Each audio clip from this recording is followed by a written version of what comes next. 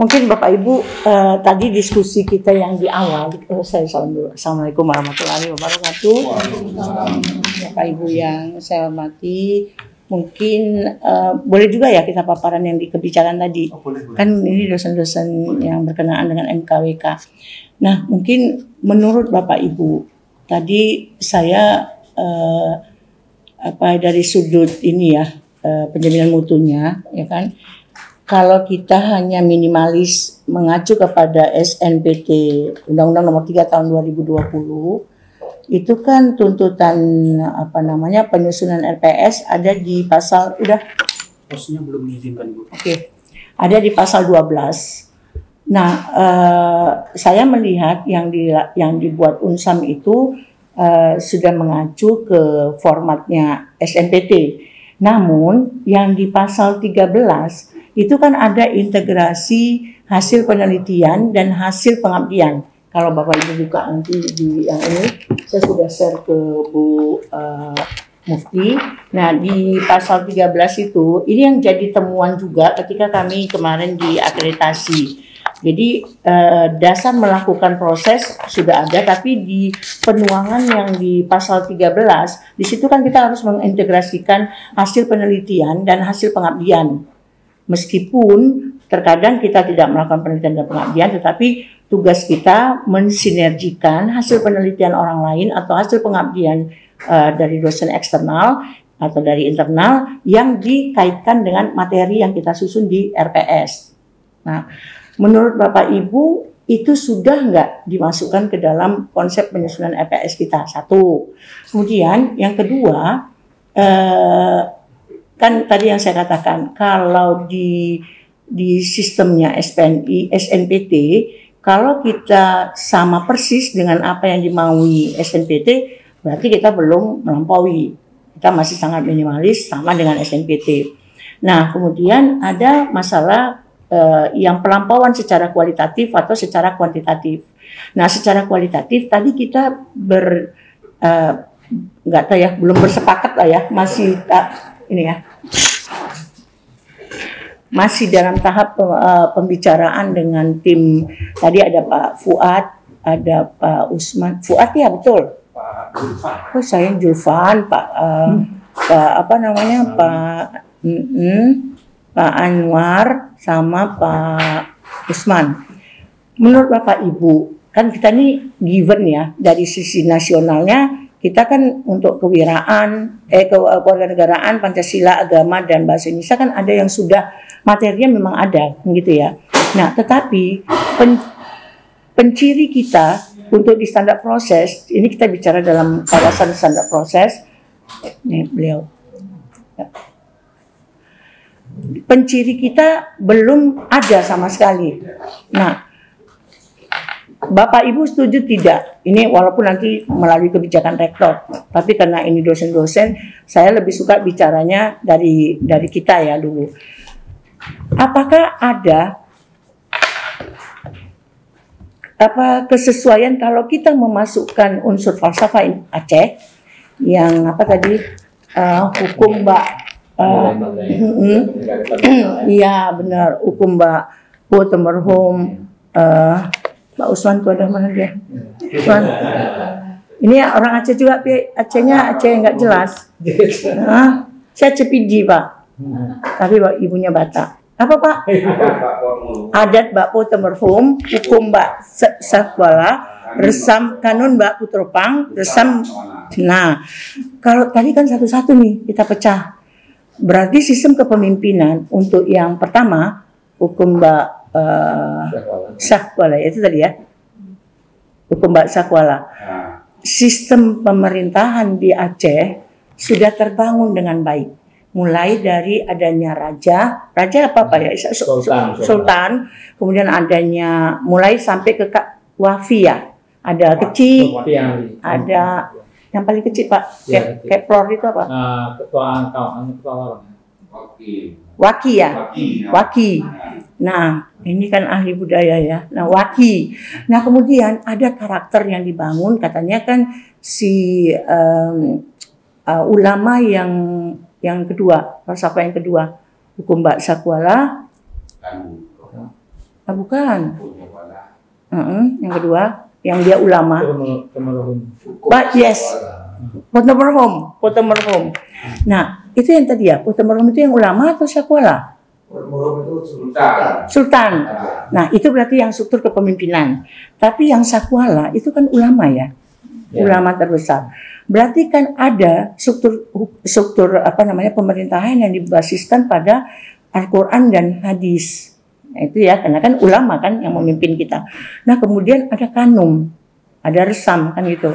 Apakah tidak mungkin ada karakter kepemimpinan yang dibangun pada falsafah ini juga bisa disinergikan, dikolaborasikan dengan wawasan nasional yang diberikan oleh pihak Jakarta. Nah, maksud saya kalau materi ajar yang nanti kita tuangkan di RPP mengintegrasikan falsafah Aceh itu kan lebih Jadi kita bukan hanya membahas kawasan nasional atau internasional, tapi pemertahanan budaya lokal dengan kearifan lokal. Karena saya melihat ya, karena saya waktu itu meneliti tentang tindak tutur bahasa Aceh. Secara teori saya ditolak karena ternyata di Aceh tidak anak anak laki-laki yang lebih agresif melarang, tapi malah anak perempuan. Nah, ketika diruntut dari sudut teori terjadi penolakan, maka kita ngambil dari unsur budaya. Ternyata di Aceh memang tidak mengenal sistem perbedaan itu. Jadi emansipasi wanita ya memang adanya di Aceh. Karena Aceh mengacu ke Al-Quran, ya hayuan nas, manusia. Bukan hai kaum laki-laki atau hai kaum perempuan.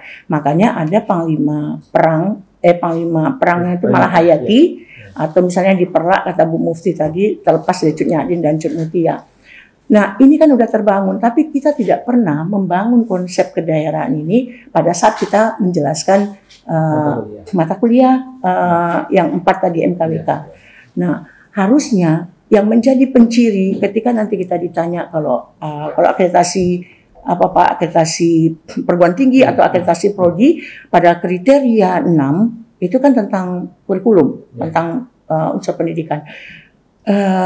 Ini pengalaman saya di Ketua Lembaga Pendidikan Mutu. Pasti diidentikan visi misi, ya oke, tapi ditanya pencirinya apa? Unsam ini, yes. Nah, saya mengkaitkan bahwa di mata kuliah institusinya ada mata kuliah budaya, kan gitu ya. Nah, tapi kan kita sudah semakin luluh ini, sudah semakin punah pemahaman mahasiswa terhadap kebudayaan Aceh itu nggak terbangun. Menurut saya ya, nanti boleh dibuktikan di penelitian kita. Nah, hal-hal inilah yang mau kita bangun lewat elaborasi RPP dengan memasukkan unsur KIS method dengan tim project based learning. Jadi saya bilang sama Pak Aulia, sebenarnya kalau baca IKU 7, kita kan katanya mau BLU nih. BLU itu kan dikaitkan dengan IKU dan IKT. Nah, IKU 7 itu jelas dimasukkan bahwa proses pembelajaran ya mengacu ke pasal 10 itu mengintegrasikan case method dan project based learning atau team based project. Nah, kalau Unsam hanya mematikan di project based learning itu nggak bisa, karena ada sintak yang di case method dibangun dulu. Kalau kita di Unimed bilangnya mini research. Ya, kalau dia, karena kan gini project nih. Jadi tadi saya contohkan dengan Bapak Sekretaris LPPM, siapa ya? Pak Ketua LPPM tuh. Oh itu Pak Ketua. Nah, katanya mahasiswa saya 40 Isda. 40 itu apakah bisa dimasukkan semua pada project? Ya memang harus. Saya bilang hanya memilah penugasannya apa. Oh 4 kita kan baginya ganjil 3 atau 5 orang dalam satu kelompok.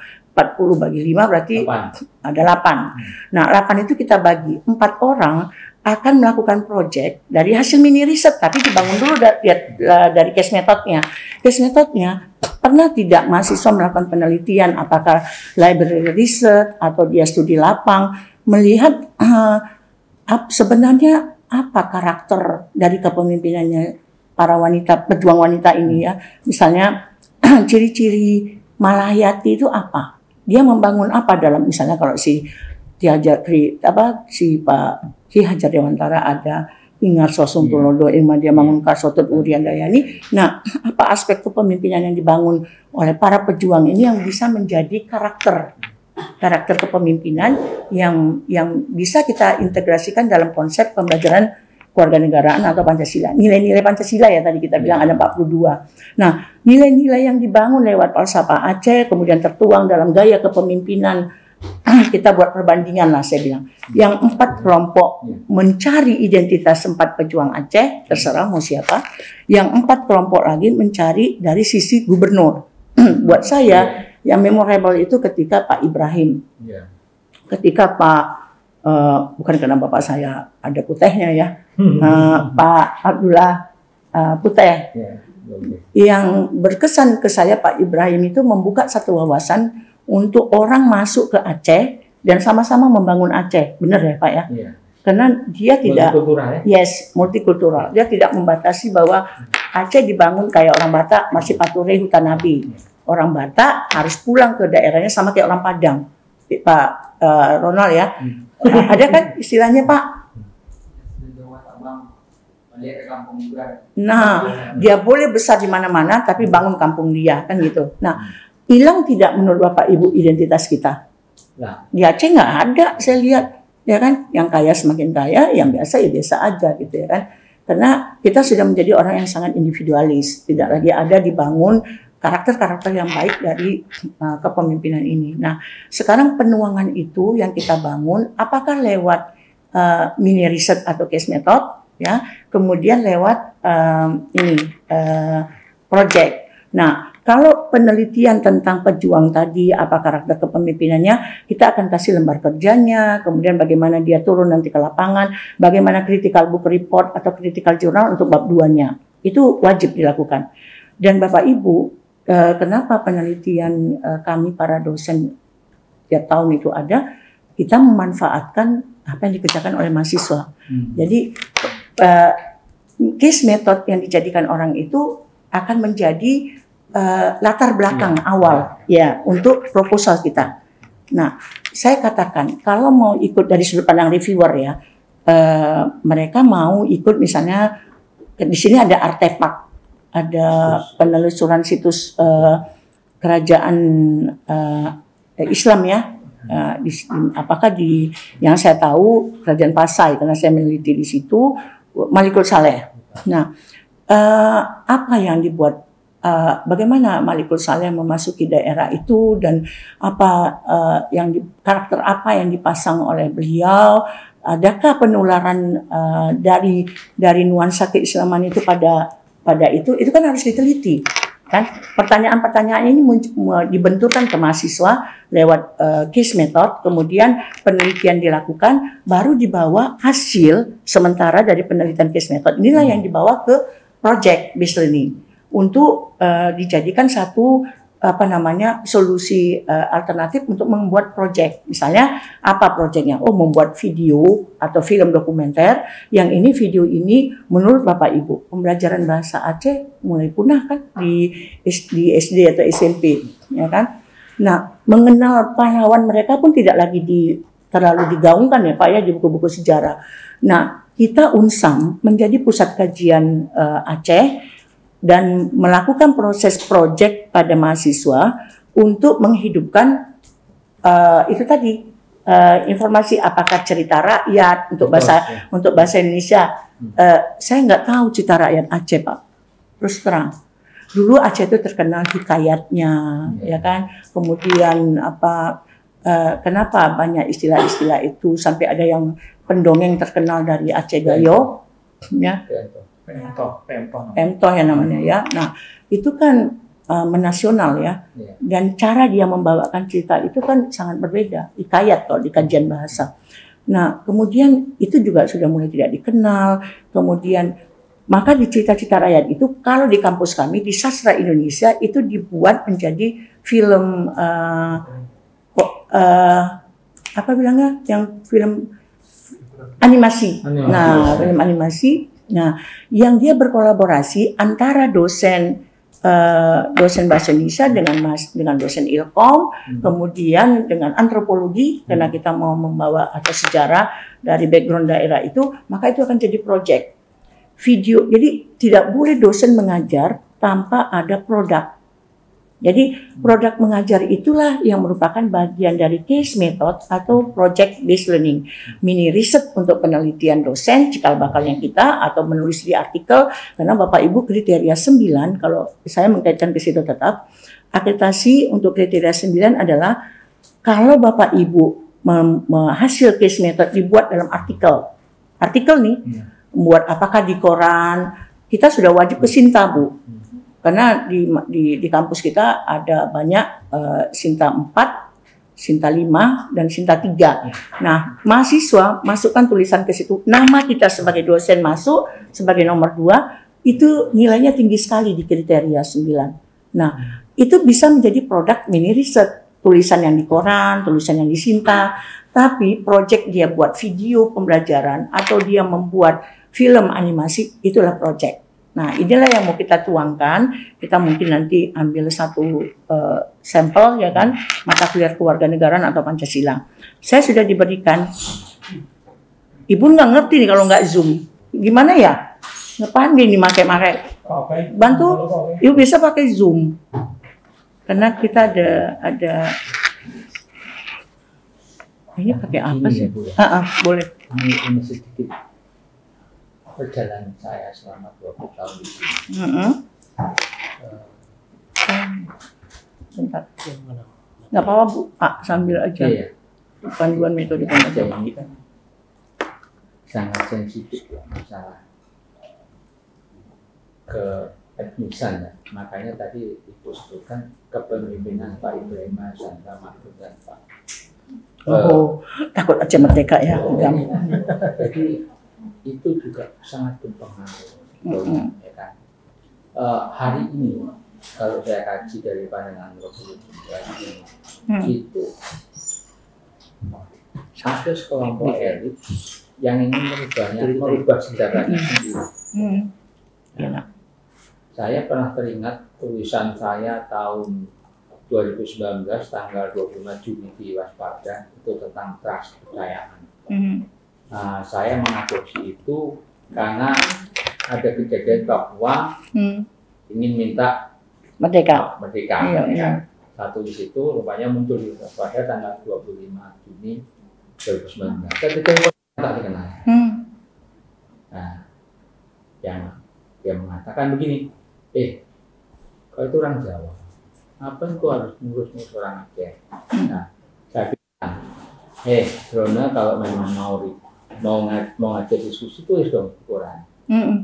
Saya nggak melayani Anda, saya tutup. Nah, saya cek kemarin itu ada lagi. Itu salah satu contoh. Ya, paham. Terus saya kemarin di jurnal Undip juga, Sinta 2 saya tulis mendebat Walinang itu. Itu juga saya tidak orang lain. Nah, orang Aceh. Bahasanya seperti itu, Pak. Saya yakin juga ada kawan-kawannya yang ngasih nomor saya kan. Tapi saya suka itu. Saya bilang, kalau memang Anda mau diskusi, ayo duduk. Tapi saya nggak mau kalau ini nanti jadi polemik. Lebih bagus Anda menulis, karena saya ini tulisan. Nah, hal-hal seperti itu masih sangat sensitif. Artinya, kalau saya kaji dari etnisitas, antara orang Jawa, orang Batak versus orang Jawa sama orang Aceh berbeda. Orang Jawa sama orang Batak itu sudah selesai kita, urusan etnis. Ya. Orang Jawa sama orang Aceh itu belum selesai urusan etnis. Contoh, ya, atau orang Jawa sama orang Minang itu sudah selesai. Ya. Contoh begini, ya. Saya kalau bilang orang Batak ini nggak ada orang Batak. Saya orang Batak. Kalau saya bilang ngomong gini ya, kasar nih. Batak lu babi. Itu udah biasa. Coba kalau aku bilang sama orang, Pasman bilang, Pasman aja marah pasti dia. Itu sebagai contoh ya kan. Nah, orang Jawa juga sama dia bilang, orang Jawa kulit ya, saya kulit. Orang Jawa yang datang ke Sumatera kulit. Dan saya bagian dari kulit itu. Jawa kontra. Biasa. Terus begitu. Jadi ini yang untuk memecahkan ini yang sama masih sulit. Makanya kalau misalnya kita mengatur dia seperti itu, bisa sih bisa, tapi untuk mencapai hal yang maksimal rasanya ya masih agak sulit. Tetapi kita sudah memulai.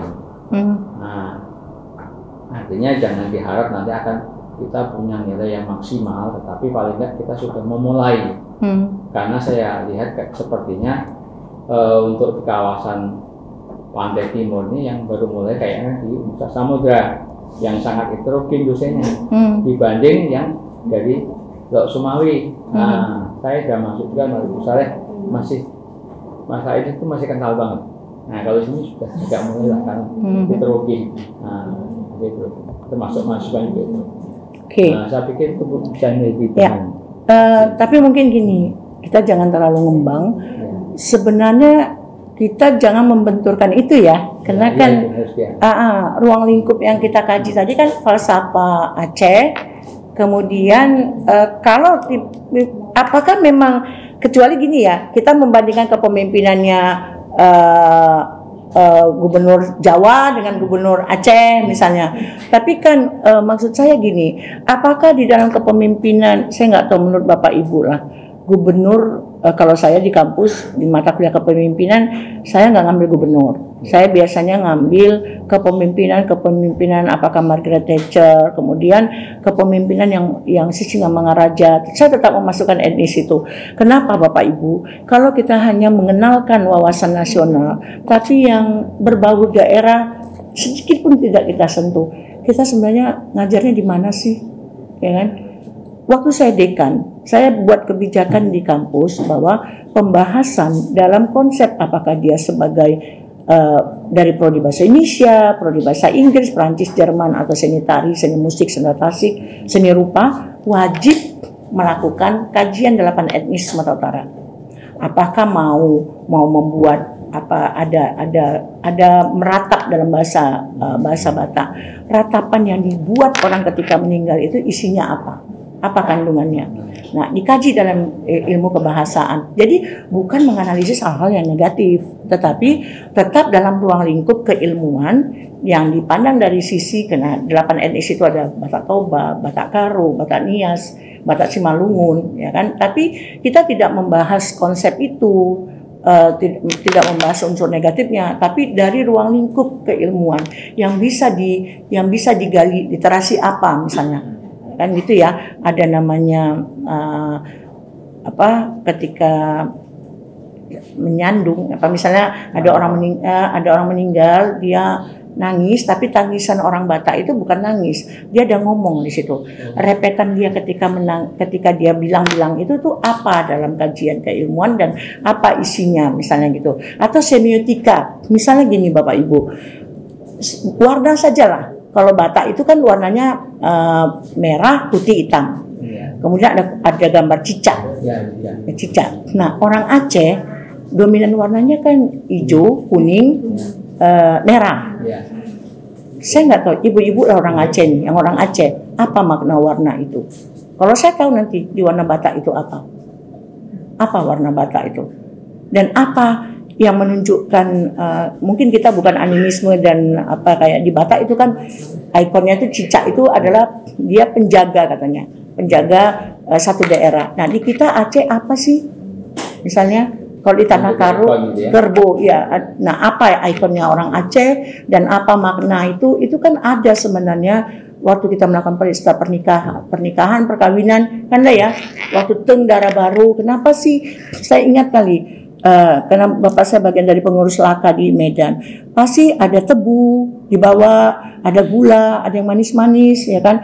Maknanya itu apa? Tahu nggak anak Aceh tentang itu, ya kan? Nah, boleh nggak itu diajarkan di bahasa? Boleh dong, di bahasa Indonesia. Kenapa kita bahasa Indonesia yang MKWK kan bukan bahasa Indonesia yang membahas keilmuan? Kan tidak di situ jangan diajarkan lah kata majemuk, kata ini, kata itu nanti kalau dia memilih program studi. Tapi untuk konsep untuk konsep keilmuan yang mendasar kan boleh kita masukkan. Jadi mengintegrasikan falsafah orang Aceh dalam 4 keilmuan MKWK. Kalau Bapak Ibu setuju, itulah nanti yang akan dibuat oleh kebijakannya Pak Rektor. Karena menurut saya, kalau Unsam tidak punya identitas, kita sama saja dengan pesaing. Kita buat analisis SWOT ya. Analisis SWOT kita di sini tadi kata Pak Julvan ada 4 perguruan tinggi yang di luarnya Unsam. Jangan jumawa dulu bahwa Unsam perguruan tinggi negeri kayak kita Unimed. Ada perguruan tinggi swasta yang jauh lebih melesat sekarang, yang menyaingi kita kan gitu. Nah, apa iya kita tenang-tenang aja seperti ini, RPP-nya juga tidak berubah, kurikulumnya ya itu saja, karena kita nggak mau capek kan gitu. Nah, sekarang itu yang kita sepakati dulu. Kalau Bapak Ibu sudah satu pemahaman, maka nanti tinggal melakukan matriks. Kita buat matriks. Kalau dari falsafah ini yang bisa masuk ke kewarganegaraan apa? Yang bisa masuk ke Pancasila apa? Yang masuk ke bahasa apa? Bukan semua materi yang kita susun di RPP harus masuk itu. Tapi dari 16 pertemuan dikurang UTS dan UAS. Berarti tinggal 14, ya kan? Nah, materi yang mana yang bisa memasukkan unsur falsafah Aceh itu? Gitu. Itu dulu. Nah, kemudian kalau kita buat case method dan team based project, ini yang kedua nih, supaya kita mindsetnya sama-sama dulu. Kita nggak bisa lagi mengandalkan pertemuan tatap muka total selama satu semester. Nggak bisa seperti itu. Jadi harus ada penugasan mahasiswa yang kita bawa, oh dia mau menyelidiki kasus Istana Perlak, sejarah Islam di Perlak misalnya, ya, pergi ke Perlak. Maka bagaimana cara dia membuat, ada nanti dari kita sebagai dosen, dia pergi misalnya, saya menugaskan mahasiswa selalu Jumat, Sabtu, Minggu, itu dia bekerja. Karena nanti dia harus lembar kerjanya sudah kita kasih, laporan dia sudah kita kasih, baru dia melakukan penelitian.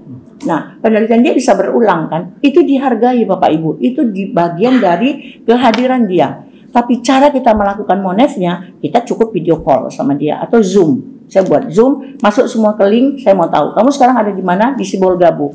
Mengapain di Sibolga?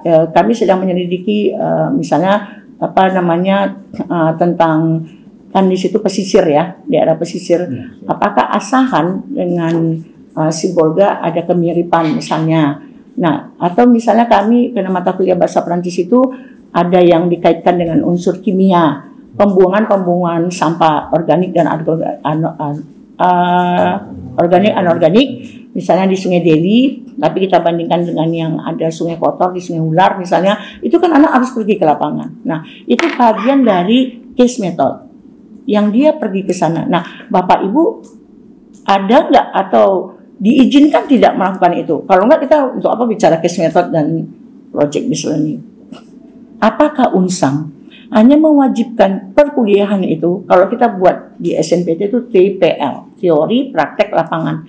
Teori itu Bu, di kami hanya boleh cuma 15% atau 20%. Ketika kita membuat lembar kerja, ketika kita membuat apa yang harus dipresentasikan, penelitiannya seperti ini, buku yang harus dibacanya untuk critical book report apa, critical jurnalnya apa, itu dari kita. Kita sebagai fasilitator aja, nggak usah harus habiskan 2 jam untuk teori, enggak Pak. Dia namanya belajar mandiri. Dia kan, kita kasih semua kelengkapan itu, dia turun ke lapangan, kemudian dia melakukan proses. Nanti hari Senin dia laporkan pada jam mata kuliah kita. Nah, kemudian kita bisa monef lewat video call atau Zoom. Nah, kita buat absennya, kemudian kita tanya apa tugas kamu tadi, ngapain 1 hari ini. Itu cara kita melakukan monef untuk mendeteksi bahwa dia hadir di perkuliahan kita, tapi tidak di ruangan kelas. Dia sekarang berpindah. Nah, itu kan Merdeka Belajar, Kampus Merdeka. Nah, Unsam sudah sampai sejauh mana melakukan itu? Bahwa teori hanya di lapangan. Lapangan itu Pak 30 sampai 35. Nah, praktek itu sama kita 30. Itu pembagian 100% untuk teori, praktek, lapangan. Jadi tidak ada lagi pengajaran yang anak kita kungkung di dalam satu kelas selama 14 pertemuan, karena 12 dikurangi ujian, nggak ada lagi kayak gitu. Nah, itulah yang disebut dengan bagian dari case method atau project. Nah, ini udah sama-sama di jaringan ya. Kebetulan udah ya? Sudah. Nah, kebetulan kemarin Bapak Ibu kita mengundang salah seorang profesor dari Unair untuk membahas RPP yang mengintegrasikan konsep case method dan nah ini dia Ini ada 3 ya. Saya ke PBL-nya. Nah, tapi kenapa PBL? Bentar ya.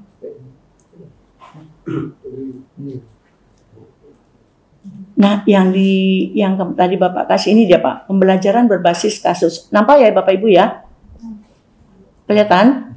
Nah, dia kan ada sintak ya Pak. Ya, sintak itu fase. Jadi kalau kita bicara tentang model, maka ini. Tapi bicara tentang strategi, apakah blended atau tatap muka. Bicara tentang strategi, dan beberapa sintak yang ada di project base, di case method, kita mau pakai mana. Nanti Bapak Ibu sesuaikan dengan materi RPP yang Bapak Ibu buat. Ini dia. Salahnya saya tidak boleh kasih ini, tapi nanti saya fotokopikan aja. Nah ini sintak, beberapa langkah yang bisa dilakukan dalam melaksanakan metode pembelajaran berbasis kasus. Nah, mungkin Bapak Ibu sudah, kalau sudah saya nggak jelaskan lagi. Udah ya Bapak Ibu ya? Dijelaskan aja. Oh, belum ya berarti. Nah, menentukan topik kasus, yang ngajar mata kuliah kewarganegaraan mana? Kewarganegaraan. Oke. Yang ngajar mata kuliah Pancasila? Ibu sendiri? Ya, saya. Ibu Bapak Pancasila. Nah, oke. Topik kasus apa kira-kira yang kita rancang di RPP untuk membenturkan mahasiswa dengan permasalahan lapangan untuk mata kuliah kewarganegaraan? Salah satu ambil contohnya. Salah satu pembahasan materinya apa di kewarganegaraan? Toleransi. Yes, toleransi beragama. Bapak melihat kasus tidak di Aceh? Ada nggak kasus? Ada. Banyak, ya kan? Berapa? Jangan banyak, beberapa. Nah, satu, kita boleh dong terbuka. Saya bukan bukan asesor dalam hal ini. Hari ini saya tidak sebagai reviewer Pak, tidak. Dan saya bukan asesor Bapak Ibu. Nah, tapi dari sudut pandang kita sama-sama dosen nih, kita mau merancang model, kita sebut model karena ada fase. Jadi fase di sini sintaknya menentukan topik kasus. Tadi Pak, salah satu materi kita toleransi beragama. Nah, sekarang gini, apa yang mau Bapak rancang untuk materi tersebut? Kan nggak semua kita buat case method, nggak semua project. Kan case method ini dibangun di pertemuan sebelum UTS. Nah, toleransi beragama pertemuan keberapa Pak? Sama-sama bantu nih. Kita kan kadang-kadang nggak ingat juga nih. Pertemuan keberapa yang toleransi beragama? Ataukah ini yang paling urgen memang mau dibahas? Ya. Boleh. Bapak di kelas Bapak boleh bahas itu. Dosen lain boleh dong kasus yang berbeda. Boleh nggak? Boleh. Jangan seragam. Nah, jadi gini, kasus Bapak di toleransi beragama itu banyak diteliti di Unimed. Apalagi Pak? Yang ini nih, yang kewarganegaraan. Bapak kewarganegaraan apa Pancasila? Belum baru mulai. Oke, baru gabung. Yang sudah dong? Pancasila beliau. Oke. Ya tapi kan beliau belum membuka materi kan, baru masuk. Jadi beliau dalam hal ini masih mendengar. Nah, yang sudah pernah ngajar kan, Bapak tadi saya membuat kasus yang berbeda. Ini toleransi beragama. Apalagi misalnya? Integrasi nasional. Integrasi? Nasional. Bangsa. Integrasi bangsa. Apa yang menurut Bapak ada kasus? Jadi kasus ya Pak. Jangan, saya potong dulu. Jangan hanya kasus yang berbau daerah. Jadi cara membagi analisisnya itu bisa kasus kedaerahan, bisa kasus nasional. Integrasi itu kasus nasional. Ya. Materi yang mana yang menurut Bapak akan cocok kita buat case method? Ya, integrasi daerah. Integrasi daerah. Integrasi daerah? Ya. Oke. Jadi gini loh. Kasus apa? Ya. Saya masuk gini. Ini kan berkaitan juga. Bapak ini suaranya pelan langsung. Ini kasus ini kasus Aceh. Berkaitan dengan ini Bu ya, Aceh ke depan juga. Ya. Jadi yang tadi saya sampaikan masih sangat sensitif tadi. Apanya? Sangat sensitif tadi. Contoh begini, antara masa gembira tadi, pasca konflik, masa gembira. Oh benar, masa konflik. Jadi masalah ya, sampai sekarang. Ya, ini muncul bendera yang masih bendera lama, bendera GAM. Nah, itu kan jadi masalah. Jadi masalah apa? Bagi pendatang. Yes. Orang sini nggak masalah. Bagi pendatang itu udah mulai was-was lagi. Apalagi dia sudah pernah menentangkan nasib. Nah, gini ya, kita belajar ini tidak boleh asumsi pribadi, karena nanti akan memberatkan mahasiswa ketika merujuk pada kajian teori. Hati-hati loh Bapak Ibu. Ini kan siapa namanya Pak? Mas Imam. Mas Imam ini pasti orang antropologi ya. Iya. Ya, karena antropologi itu sangat eksentrik orang-orangnya. Ya.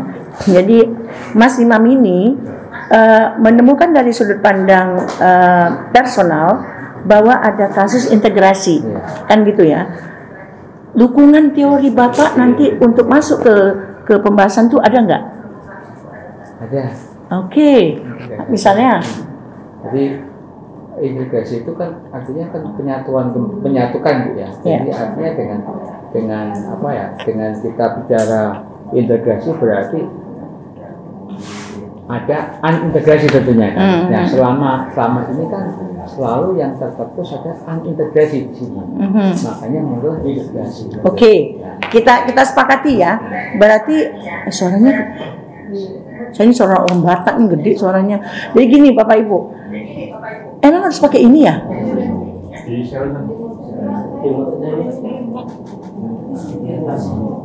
Di Ibu ya? Ibu ini dia.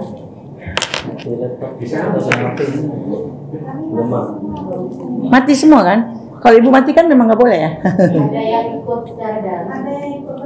Oh astagfirullahaladzim, ya maaf.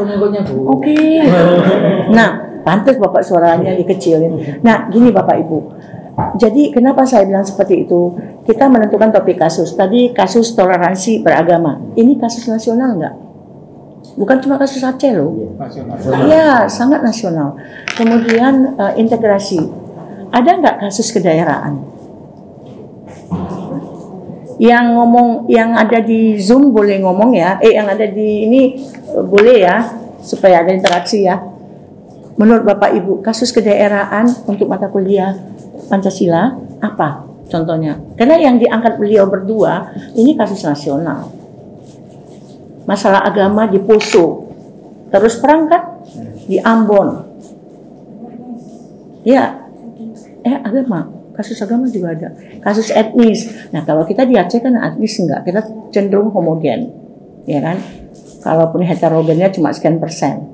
Nah apa yang menurut Bapak Ibu, kita kan tadi mau masukkan falsafah Aceh nih, ya kan? Nah apa kasus internal Aceh yang bisa kita angkat, yang merupakan bagian dari materi ajar di mata kuliah kewarganegaraan? Ada nggak cinta tanah air? Identitas nasional gitu. Identitas nasional. Jadi kepercayaan kepada Indonesia, Bu ya. Kalau unsur kelembagaan, Bu. Misalnya berbeda dengan daerah lain. Maksudnya? Oh, daerah istimewa kita ya. Bukan siapa? Nomenklatur di Aceh itu kan ada kanun, memiliki kekasannya sendiri. Ya. Misalnya ada lembaga Wali Nangro. Iya benar, yes keren. Nah, ada nggak kajian itu di materi kita? Ini tadi kita bicaranya kewarganegaraan. Yang Bapak bilang itu bagus. Itu mata kuliah apa?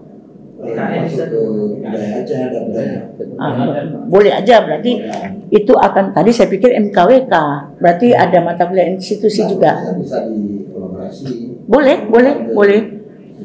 Masukkan ke sub apa? Bukan. Itu kan bisa menyebabkan kasus perpecahan yang disampaikan beliau itu.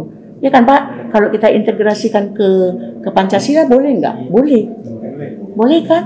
Itu kan iya, keragaman itu kan gitu. Nah, sekarang tinggal, tadi kita udah sama-sama nih ya, sepakat topiknya ya, supaya Bapak Ibu tahu. Masuk ke sintak kedua.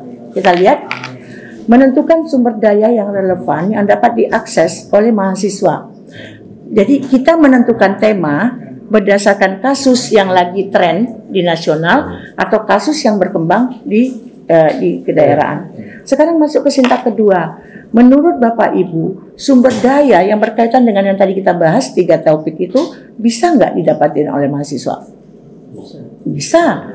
Masalah perbedaan agama banyak sekali ya Pak, kajian-kajian kajian hukum atau kajian bisa di mana kita ambil. Jadi itu yang saya sebut tadi, untuk mengayakan setelah kita menentukan topik pada materi kita, bahwa kita akan membahas tentang perbedaan agama, Bapak tadi terus Bapak. Nah, sekarang kita masuk ke sintak kedua. Maka mahasiswa tahap yang pertama adalah menemukan kajian teoritis. Yes, untuk membuktikan bahwa peristiwa itu ada. Dan pencirinya apa? Nah, itu yang kita sebut dengan critical book report atau critical journal. Di sini disebutnya artikel, jurnal, buku teks. Tapi penamaan kita untuk UNSAM berarti nanti Pak Pak di standar proses Pak, standar proses Bapak sama dengan kita di kampus di Unimed. Kita memasukkan unsur critical book report, critical journal untuk pengayaan bab 2 dia secara teoritis keilmuan bahwa memang kasus itu ada, itu dibuktikan pada jurnal siapa yang menulis, ambil kutipan penelitian itu, yes, penelitian terdahulu.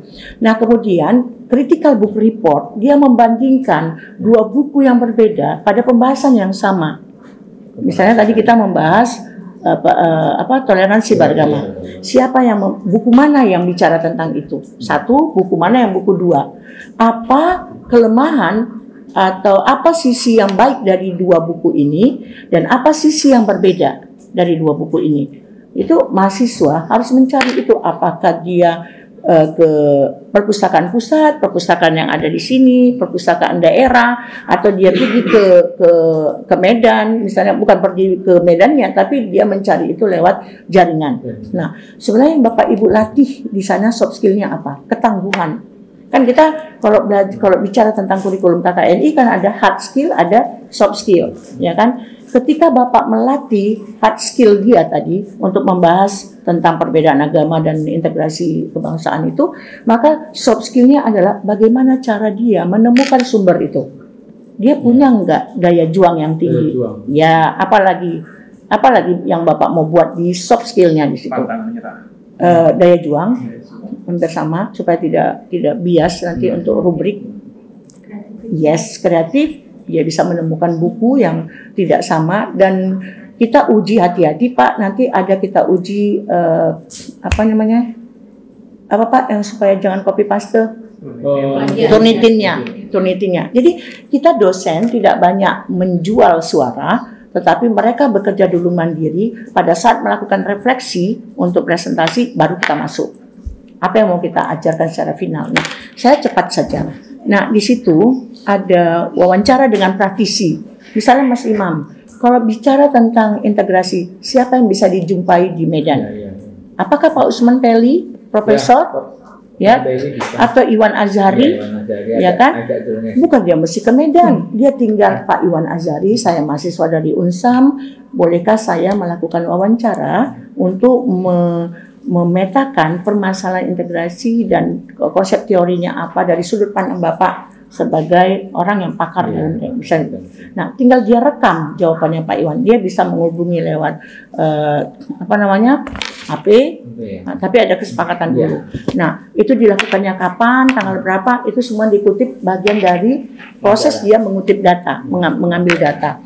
Nah, kemudian dalam studi kasus yang meminta mahasiswa untuk menentukan diagnosis pasien, kita enggak ya kena ini. Kita bisa Mas Imam menggunakan lab? Tidak. Berarti kita studi lapang. Ya, studi lapang dan library research. Kita masuk ke sintak ketiga. Membuat skenario.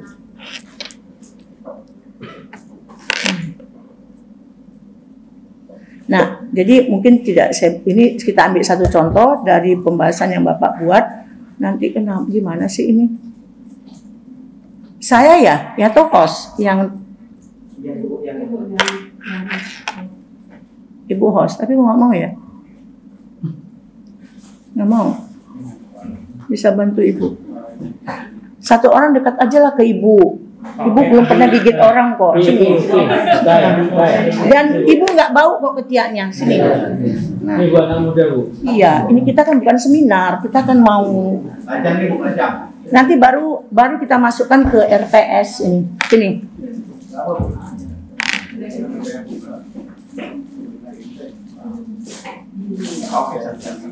Jadi gitu ya Bapak Ibu ya, pengumpulan data, tema kita tentukan secara bersama merupakan bagian yang terintegrasi pada materi ajar. Kemudian sumber daya yang kita gunakan untuk mengakses informasi bisa lewat critical book report, critical journal, dan kok ke situ? Ya, oh digituin ya. Nah, membuat skenario. Nanti ini muncul semua Bapak Ibu tulis semua di RPP. Nah, skenarionya apa? Bapak Ibu yang lebih tahu. Kalau untuk perbedaan Pak yang tadi, saya suka yang Aceh tadi. Yang itu gimana Pak? Kita kemana Pak? Skenario pembelajarannya nih, tahapan kegiatan mereka apa? Nanti Bapak kan bilang ada perbedaan penamaan. Kalau di sana bagaimana, di sini bagaimana? Berarti kita melakukan komparasi. Ya, akan komparasi ya. Ya, boleh kan? Komparasi dibandingkan. Untuk menemukan apa yang menjadi persamaan. Ya, apa persamaan? Apa persamaan sistem pada gaya pemerintahan atau apa sih itu Pak? Ya, pemerintahan kan? Kan berarti ada tatanan atau struktur pemerintahan yang membedakan antara kita di Aceh dengan di luar kan gitu. Nah, skenarionya berpulang ke Bapak Ibu. Tapi kalau memang Ibu mau, Ibu bergabung ke beliau dengan tema yang sama, boleh Bu? Boleh. Tapi kasus yang Ibu buat supaya jangan sama dengan beliau, karena nanti ini mau jadi, saya biasa nggak mau sama dosen lain, karena mau saya jadikan untuk cikal saya meneliti. Jadi penelitian tinggal saya tambah variabel X, yang Y-nya dikerjakannya untuk informasi awal, tapi bisa udah dari kepala saya mau ngapain dengan data itu gitu. Nah, saya biasanya nggak mau sama, tapi caranya saya akan bicara berdua. Kan kita tim teaching nggak boleh sendiri, ya kan mesti kompak kan. Nah, kemudian yang kasus yang dibahas sebaiknya memberi informasi yang cukup memadai. Jadi Bapak Ibu itu real terjadi, Mas Imam, tidak boleh intuisi sementara, nggak boleh. Supaya dia dapatkan informasi yang banyak. Kemudian kita juga mau cari kasus. Kan tadi Bapak sudah bilang ada kasus. Di Bapak kasusnya apa? Apakah kasus itu, supaya jangan terlalu kita dikte, sebaiknya menurut Bapak Ibu dari pengalaman Bapak Ibu mengajar, saya nggak akan memberikan kasus. Mereka yang saya baca, mereka membaca dari buku itu, dari buku yang tadi disintak kedua, fase kedua, apa yang ditemukannya pada kasus. Nah, nanti dia konsultasi sama kita, Bu, boleh enggak kalau saya akan membuat ini. Itu nanti dia rancang skenarionya, kita tinggal membetulkan saja. Pilih yang mana? Atau karena kita mau membuat penelitian, ini bergantung kita ya. Kalau kita mau buat penelitian, skenario dari saya. Karena untuk kepentingan saya. Tetapi saya mengorbankan mahasiswa saya pada materi pembahasan itu untuk nanti dia bisa buat skripsinya, karena tidak sama dengan saya. Kalau dia mau meneliti itu masih dia boleh, monggo. Tapi saya punya jangan diganggu, karena yang ada di kepala saya dan teman-teman, misalnya gitu. Nah, tinggal apa kasus yang mau dicarinya itu, di daerah mana itu. Misalnya Bapak mau buat kasus perbedaan toleransi agama di mana? Kasusnya, kasusnya misalnya Toleransi. Toleransi berapa? Di Langsa misalnya. Oh ya? Kalau nggak salah saya di sini kita terbatas ya ibadah. Iya. Kenapa membangun tempat ibadahnya itu terbatas. Ada nggak di kajian materi tentang rumah ibadah? Kalau nggak ada nggak boleh Bu, jangan dulu. Harus ada di. Yang ada di materi, karena kan materi kita diikat sama nasional. Tapi mengelaborasi materi versi kita. Kalau memang rumah ibadah bagian dari, menurut saya itu bagian dari konflik. Interaksi sosialnya Bu. Tapi interaksi sosial. Ya, sosial mah. Jadi bergantung itu tadi, makanya saya bilang Bu, jangan luas, jangan lari dari materi. Nah, baru nanti masuk ke, kalau sudah ada kasus, nanti kita sebelum dia turun nih Pak, Dia bukunya buku mana yang kamu mau ambil? Ini kasus konflik agama. Saya punya ini Pak, saya punya ini. Gak boleh sama Pak, saya nggak mau. Cari buku lain kamu, saya bilang. Terus jurnal kamu ambil dari mana? Ini Bu, saya ada penelitian dosen di UI yang meneliti ini sama di UGM. Misalnya kan UI sama UGM kan lumayan bagus ya ininya. Untuk masalah-masalah hukum, kajian fisiknya ya, fisipolnya itu kan bagus. Nah, kemudian kasusnya apa? Saya ambil kasus Poso, Bu. Misalnya gitu dia bilang. Apa indikasi? Kita minta dulu asumsi pribadi dia. Apa yang kamu deteksi dari kejadian di Poso? Saya baca di jurnal, Bu. Ada terjadi ini. Nah, maka untuk rangkuman sementara saya, Bu, Poso itu sangat kompleks dengan kasus ini. Tapi bagaimana cara dia mengungkap itu? Karena dia sudah punya muatan teori tadi. Di fase kedua, kita sudah bangun itu. Tinggal dia rancang untuk mendapatkan informasi Poso, karena kamu berada di Langsa, apa yang akan kamu lakukan? Ya, misalnya kita boleh menggunakan yang tadi saya katakan, dia punya akses untuk ke sana. Baru memperkenalkan, setelah semua dia buat penelitian dia, berapa hari kita kasih deadline, saya biasanya 1 bulan. Karena kalau nggak abal-abal, Bu, 1 bulan itu sudah cukup. Dengan kan rutin ya, berapa pertemuan atau 2 bulan. Nah, sebelum saya memberikan proyek. Jadi biasanya pertemuan ke-6, karena pertemuan ke-8 itu ada UTS, pertemuan ke-6 itu pembahasan, pertemuan ke-7 dia akan turun ke lapangan, dia akan melakukan itu setelah UTS, supaya fokus nih. Nah, apa yang dilakukannya itu kemudian kita sudah target pertemuan ke-10 wajib presentasi. Nah, dia presentasi. Itu sintaks D, memperkenalkan kasus ke kelas melalui presentasi atau diskusi awal sebelum kelompok yang dibentuk mulai bekerja. Tapi terserah ke mahasiswa, Mas. Bisa dia lebih cepat dari yang kita inginkan, nggak masalah. Cuma deadline sudah kita kasih. Deadline bulan September minggu pertama misalnya, itu harus dia kasih nanti. Kita kuliah Senin besok, berarti case method akan saya berikan sekitar September atau Oktober awal misalnya ya. Itu pertemuan keempat. Pertemuan ke-5 lah, udah cukup dulu bekal teori dia, pertemuan ke-5. Sudah kita bahas itu yang masalah konflik agama Pak, di pertemuan keberapa itu Pak? Misalnya. Setelah, jadi kita membahas itu bisa before, bisa after. Jadi sebelum masuk ke kasus, kan kita sudah kasih sama dia semua RPS kan wajib dimiliki mahasiswa. Nah, kalau di Medan namanya, di kampus namanya tugas rutin. Tugas rutin, dia tidak boleh datang duduk diam dengerin kita. No, saya nggak akan mau. Sebelum itu, saya sudah masuk langsung. Untuk pretestnya saya bilang, kamu sudah baca ini, sudah apa yang kamu dapatkan tadi? Dia aja dulu ngomong. Untuk menularkan, nanti kan ada anak yang vakum, kamu kok diam aja. Kamu baca apa? Belum Bu, catatan aja. Kan ada rubrik dari daftar nama mahasiswa yang aktif si ini. Itu kan nanti menjadi nilai, karena kita memperlakukan 2 nilai hard skill dan nilai soft skill. Dia boleh pintar secara keilmuan, tapi soft skillnya kurang sekali. Daya juangnya rendah, itu kita harus kasih itu Bu Pak. Jadi kenapa kita tidak kasih A? Dari sudut ininya kompetensi memang A, tapi etikanya, cara dia, kan nanti ada kerja kelompok, ada rubriknya akan banyak. Di situ hanya tugas kita menyiapkan lembar kerja, menyiapkan rubrik. Nanti rubriknya saya kasih contoh-contohnya. Nah, kemudian Bapak Ibu, dia presentasi untuk membuka kasus yang dia bangun dari hasil bacaan dia. Itu tutup di situ, maka di situ nanti hasilnya apa? Artikel. Dia bisa buat misalnya artikel untuk di koran, apakah di Waspada atau di mana yang di Aceh misalnya. Kemudian dia, kalau saya sayang di koran kan komnya sedikit, saya kasih ke jurnal, ya sama kita Mas. Jadi saya masukkan kan nama saya lumayan masuk juga kan Mas, ada membagi kan untuk BKD kita. Jadi saya minta dia masuk ke Sinta 5 karena berbayar ya kan, atau kalau Sinta 4 itu sekitar 300, Sinta, iya Sinta, iya Sinta 5 lumayan lah, jangan ada ke Sinta 2 kan 3.500.000 mahal sekali, nggak ada duitnya madam. Nah terkadang saya kena nama saya ada di situ, saya kasih, nah modalnya berapa? Kan kamu nomor 1 misalnya gitu ya kan, nanti kamu kan portofolio dia ada nanti SKPI namanya. Itu kan jadi rekam jejak dia bahwa dia masuk dan termasuk aktif.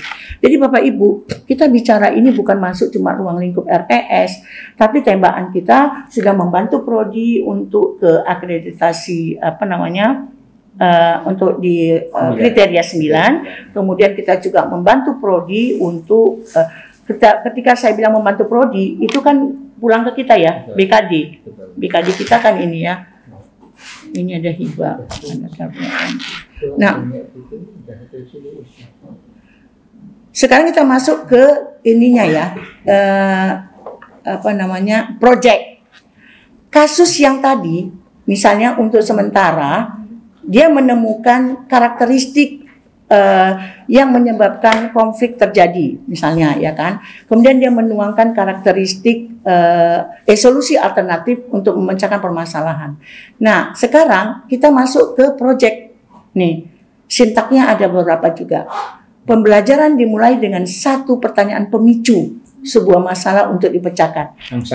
Yang dari case method kan belum selesai nih Mas Imam ya kan? Misalnya menurut Bapak case method Pak tentang yang agama tadi, dia menemukan apa untuk solusinya? Belum ada kan? Cuma pemikiran-pemikiran atau ide dia Pak sementara. Nanti yang rekayasa ide ini bisa dibangun lewat project. Nah, untuk sementara rekayasa ide dia itu kita hargai, kemudian dia akan tulis apa yang pertanyaan pemicu untuk dia jadikan project. Dia mau buat apa? Bapak maunya apa Pak untuk produknya? Ibu apa misalnya? Tadi kan ini kita sudah masuk ke project ya. Yang tadi case method, luarannya artikel. Ya kan? Yang kita masukkan ke jurnal. Sekarang kita main di project. Kita mau apa projectnya? Harus tahu dulu. Bapak misalnya Pak, Bapak mau media, ya kan, media untuk nanti bisa dia, ini kan bukan non-dik ya, bukan dik kan, dik. Ini outputnya maksudnya Bu? Iya, outputnya, luarannya. Di project harus ada produk. Produk itu misalnya gini, merancang sebuah tarian, itu ya, produk. Iya, iya, bukan model Pak, hasil dari proses yang dia lakukan. Kan OBE itu outcome based education itu kan proses yang mahal. Nah, kalau project ini kan merekonstruksi, menghasilkan satu tarian, satu karya, menghasilkan satu aransemen musik, membuat poster, itu semua project. Membuat animasi, film animasi, membuat video pembelajaran yang memasukkan konsep itu boleh. Maunya apa kita? Outputnya ya, outputnya apa? Mas Imam kalau tadi integrasi apa? Mas Imam mau membuat satu bab buku yang untuk jadi bahan ajar kita, boleh? Satu bab saja, nggak mungkin kan mahasiswa mampu ini satu bab. Atau apa kira-kira? Saya nggak nangkap ini mata kuliah keluarga negaraan. Biasanya apa? Kalau misalnya masalah intoleransi tadi Bu, jadi kasus intoleransi nanti dikaitkan dengan disintegrasi bangsa. Oke. Dia kan mengancam integrasi bangsa itu Bu. Iya. Produknya apa? Produknya misalnya video pembelajaran untuk mengatasi permasalahan intoleransi yang berujung disintegrasi bangsa. Oke. Berarti video itu, ini yang kalau kita PPG. Video itu akan kita ajukan lagi pada mata kuliah berikutnya di tahun ini untuk kita pancing lagi anak berkomentar. Jadi kan sebenarnya kan ngajar itu kan bukan belajar itu kan bukan cuma dia nengokin kita. Sekarang coba berikan pendapat. Ini ada video pembelajaran ini hasil dari proyek yang kita bangun di tahun 2023. Di tahun 2004 itu kita jadikan materi ajar kita. Ini yang dilakukan oleh kawan kalian. Menurut kalian, apa yang bisa kalian komentari? Materinya kita buat materi apa nanti di mana aja. Dia suruh dia bicara. Tapi bicara dia harus argumen akademik. Apa? Dari video itu. Kan dia kasih komentar.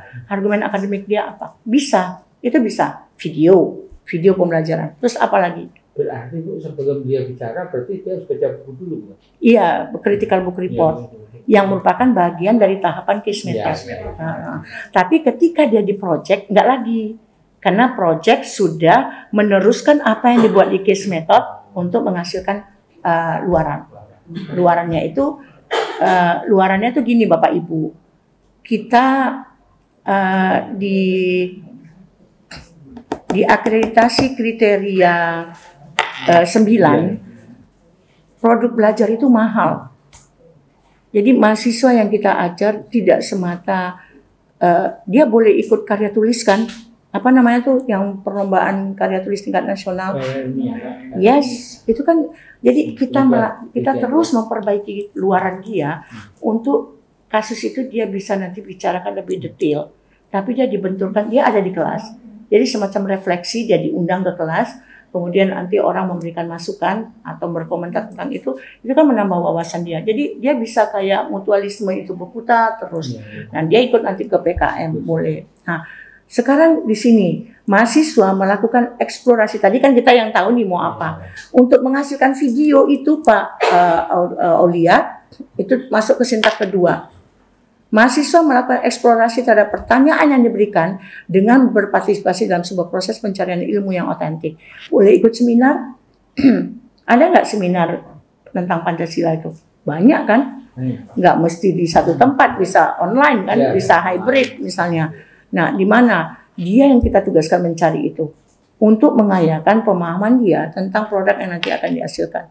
Nanti terakhirnya di D, mahasiswa menciptakan produk yang bisa menjadi solusi. Nah, kalau di kami Bu, Pak, di bahasa Prancis, saya bisa buat poster, misalnya bisa buat video, bisa buat film animasi untuk mencegah terjadinya disintegrasi. Jadi itu untuk ke masyarakat, ya Bu. Kan, iya boleh, bisa. Jadi nanti itu dinaikkan ke YouTube. Biasanya untuk memberikan satu apresiasi, tapi kita seleksi Bu, ada seleksi validator di dalam yang kita misalnya Mas Imam dari sudut kepakaran apa, ada tidak unsur-unsur itu dosen nilai. Jadi tidak jeruk makan jeruk. Masa kita dosen, kita yang menilai. Biasanya tim dosen kewarganegaraan kita suruh untuk nanti dimasukkan ke dalam namanya, kalau kita namanya apa kemarin saya cerita Pak Ronald, Expo. Jadi Unsam Expo atau FKIP Expo yang dia mengeluarkan produk-produk produk-produk, dan itu nanti kita rekam untuk masuk ke kriteria 6 ya, proses pembelajaran yang kita bangun, luarannya jelas di kriteria 9. Nah, ini sintaknya, kemudian dimasukkan ini menjadi RPP, RPS. RPP-nya ini, klik share, ya.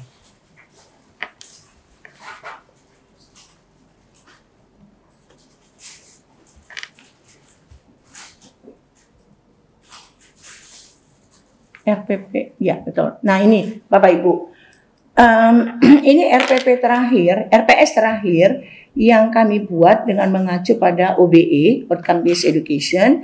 Kemudian juga untuk memenuhi, karena kita sudah BLU, ini sekarang sudah dituntut untuk memenuhi kriteria 7, ya. Dia meminta, jadi nanti ada pertanyaan dari kementerian yang dinaikkan ke jaringan. Ada berapa mahasiswa yang sudah membuat apa namanya case ada berapa dosen yang sudah mengintegrasikan case method dan team based project. Nah, mungkin Bapak Ibu kena ini mata kuliah. Nah, ini yang saya munculkan. Bapak Ibu sudah buat nggak ini case to project? Ada nggak di RPP-nya? Nah, ini yang kita urai. Nanti misalnya materinya materi keberapa nih? Pertemuan ke-5, ya, pertemuan ke-5. Jadi nanti Pak apa namanya? Pak Iman. Bukan. Madan. Nah, Pak Madan, jangan mengambil satu pertemuan satu materi. Di dalam satu pertemuan itu ada berapa materi yang bisa diulas?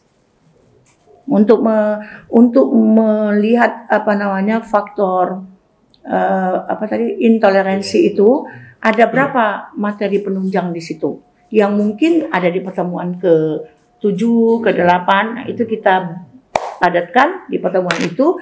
Nah, kemudian kita kasih case method.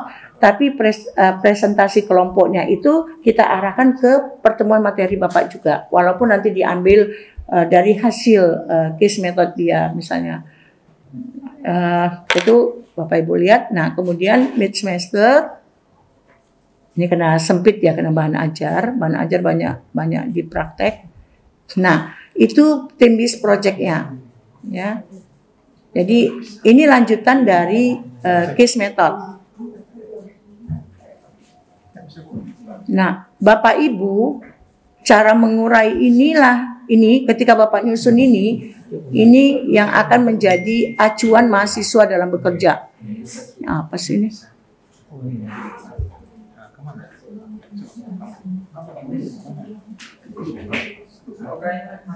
Nah, Bapak Ibu, kenapa? Hah? Astagfirullahaladzim. Kok dibatasi juga ya kayak Zoom ya? Sebentar dibuat lagi sama Pak Opek. Pantes saya ngomong kok ada reaksi ya.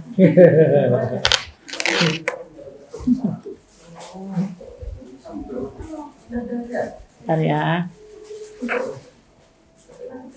Sambil nunggu boleh tanya, Bu.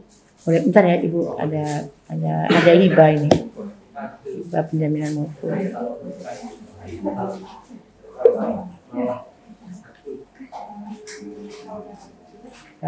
Ya, apa itu Pak? Jadi untuk rencana di Unsam ini kan mau pengintegrasian satu kegiatan tim based project tapi dari gabungan 4 mata kuliah. Mekanismenya apakah nanti misalnya kita buat kelompok, misalnya kan ada kelompok kelas bahasa Indonesia itu nanti dibagi 8 kelompok, tapi homogen dari bahasa Indonesia, atau dibuat beberapa kelompok tapi kelompok itu terdiri dari beberapa perwakilan mata kuliah. Sekarang kan gini ya, ini kan melekat di mata kuliah.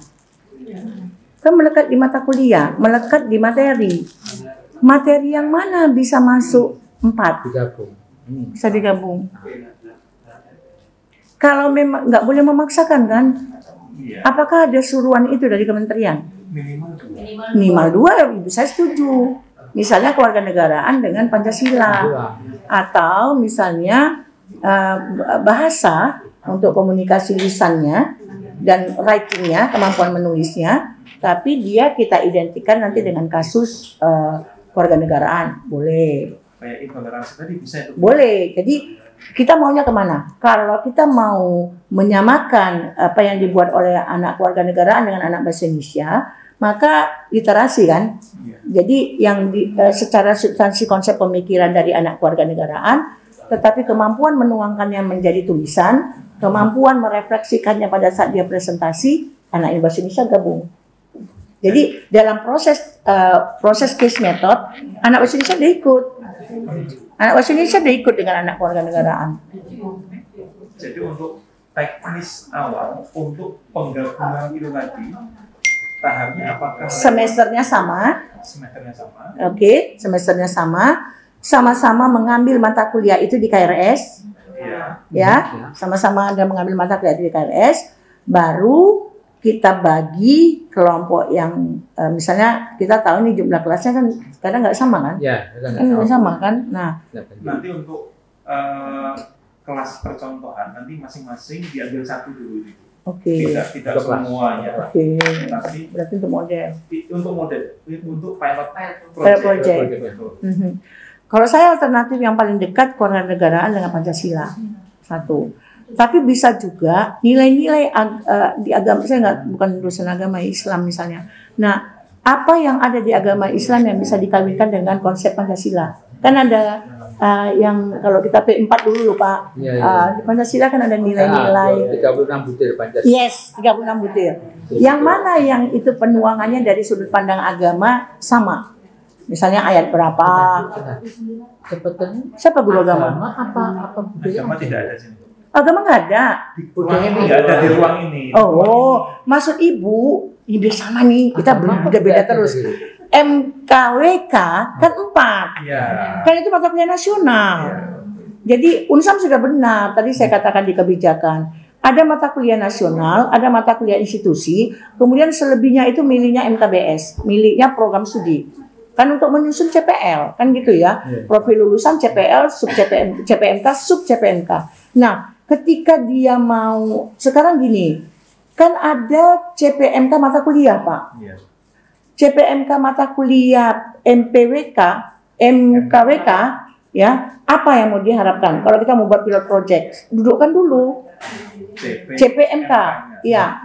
Nanti di sub CPMK, maka masuklah pilih materi bahasa Indonesia yang bisa diidentikan dengan yang tadi atau ke Pancasila yang bisa diedit. Jadi kita nggak bisa main sendiri, Pak. Duduk dulu sama dosen pengampu mata kuliah bahasa Indonesia. Materi apa yang cocok nanti dengan pertemuan, mungkin beda pertemuan tapi bisa dikawinkan, ya. Subnya, Bu, ya. Ya, subnya. Maka baru nanti CPMK-nya sama, misalnya melatih menghasilkan mahasiswa yang mampu berpikir kritis terhadap kasus yang kan itu ya, problem shoppingnya kan itu. Nah, tetapi ketika dia masuk ke sub CPMK, materinya kan sendiri. Materi si bahasa Indonesia apa yang mau dikawinkan dengan materi si kewarganegaraan misalnya. Nah, apa? Ini enggak, mana orang bahasa Indonesia, ada enggak? Ada. Buka dong materi ajarnya. Ini capek kali menghayal nih. Ya kan? Tidak identitas nasional. Coba buka materinya. Nanti Bapak bantu yang itu Pak, yang tadi Pak, kasus tadi kita. Kasus intoleransi kan bisa anak bahasa Indonesia. Jadi gini, orang-orang bahasa Indonesia, maaf ya. Orang-orang bahasa Indonesia ini jangan lagi membahas bahasa Indonesia untuk bahasa Indonesia. Itu udah mulai ditinggal. Kami bahasa Prancis yang kami bahas itu udah scientific, Bu. Kita bagaimana, kenapa terjadi baby boom di Prancis? Kenapa terjadi itu kan geografi yang kami bahas itu, demografinya kan gitu. Kenapa ada jadi kumpul kebo di Prancis itu tinggi sekali. Nah, apa yang menyebabkan itu? Kasus itu dimainkan di bahasa, tapi substansi keilmuan dari anak-anak geografi. Itu kita buat. Jadi misalnya gini, kenapa terjadi pembuangan air yang sangat bau di Sungai Deli? Ternyata ada kasus pembuangan sampah yang tadi saya bilang, organik dengan anorganik. Yang tidak, nah, anak-anak sama-sama buat penelitian, mereka ke Sungai Deli, anak bahasa juga harus ke sana, tapi yang menjelaskan kasus itu secara kimiawi, anak kimia. Tapi mempresentasikan itu, menulis itu menjadi satu artikel, itu orang bahasa, berdua. Jadi kan perkawinan keilmuan ini.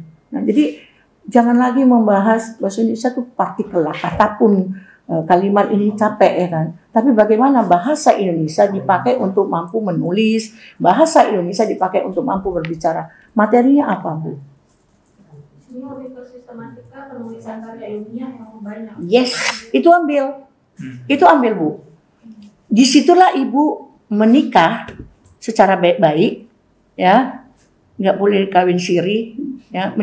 Menikah baik-baik nih ya. Supaya jangan ditinggal, kawin siri bisa ditinggal. Nah, dengan dosen ini. Bukan Ibu nih, bukan. Maksudnya mahasiswa Ibu masuk ke kelas beliau. Jadi Ibu berada dalam satu kelas, itu kita buat. Berada dalam satu kelas dengan Bapak, kajian keilmuan intoleransi dari Bapak, anak Indonesia akan menyusun itu menjadi pikiran utamanya apa, pikiran tambahannya apa, untuk menjadi satu artikel. Iya, benar. Jadi kuliah bersama mereka. Seperti itu misalnya. Nah, agama, nggak ada dosen agama ya kan? Pak Jul agama, Pak Jul. Pak Jul agama kan? Pak Jul. Nanti dibuat dari PDDI nggak salah ya. Oh, kita Ya. Nah, antara lain agama apa, Pak? Pembahasan agama apa ya? Agama coba. Ini bukan dosen agama ini. Tapi ada RPS-nya. Apa coba? Agama dia bahas tentang ada moderasi, Bu. Moderasi dan kerukunan beragama. Nah, waktu Bapak, ya berarti Pak, ada kan? ada itu ya. Hah? Moderasi beragama kan ya Ya. Ah, saya benci kali sama menteri itu. Nah, berarti kan Pak, anak agama bisa juga dikayakan. Jadi bisa 3 loh Pak. Bisa 3 kita. Anak agama dari sudut pandang keagamaannya, anak PPKN, anak warga negara bergabung. Yes, 3 bisa. Tapi yang masuk nanti yang ngajar kan nanti mungkin si bapak yang dari kewarganegaraan pulang ke program, pulang ke kelasnya, itu hanya substansi keilmuan yang dari beliau. Dari agama dibuat dari sudut pandang agamanya apa, misalnya dari sudut ibu bahasa Indonesia, pikiran utamanya apa pada pertemuan itu, yang mau menjadi pikiran tambahan apa, kan gitu ya Bu ya. Nah itu dia bisa Pak. Jadi iya betul. Boleh. Nah, Aceh nanti jadi core value-nya. Iya, core value. Jadi payungnya. Oh iya itu. Yang falsafah Aceh tadi. Falsafah Aceh. Yes. Rasanya sayang kalau itu hilang dari kita. Udah nak. Mungkin dari Bapak Ibu yang lain ada yang ditanyakan, terutama tentang pengintegrasian teknis-teknisnya.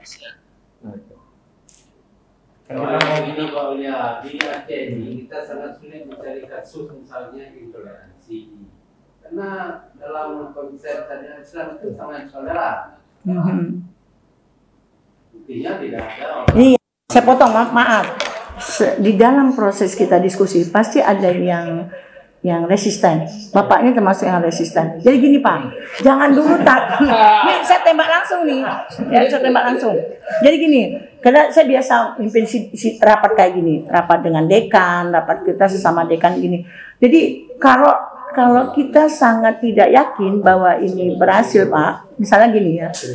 Kalau menurut Bapak itu resisten untuk dibicarakan, yang mana, sisi yang mana?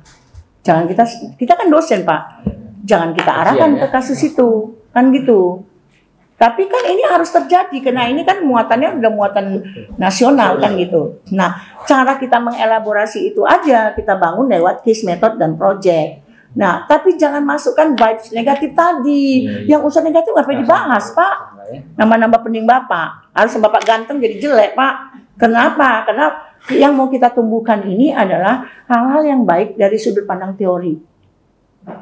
Kan teori Pak yang kita ulas. Anak S1 itu kan mesti dikayakan, kan S1 itu kan tujuan akhirnya bagaimana cara dia mensinergikan data dengan teori, kan gitu.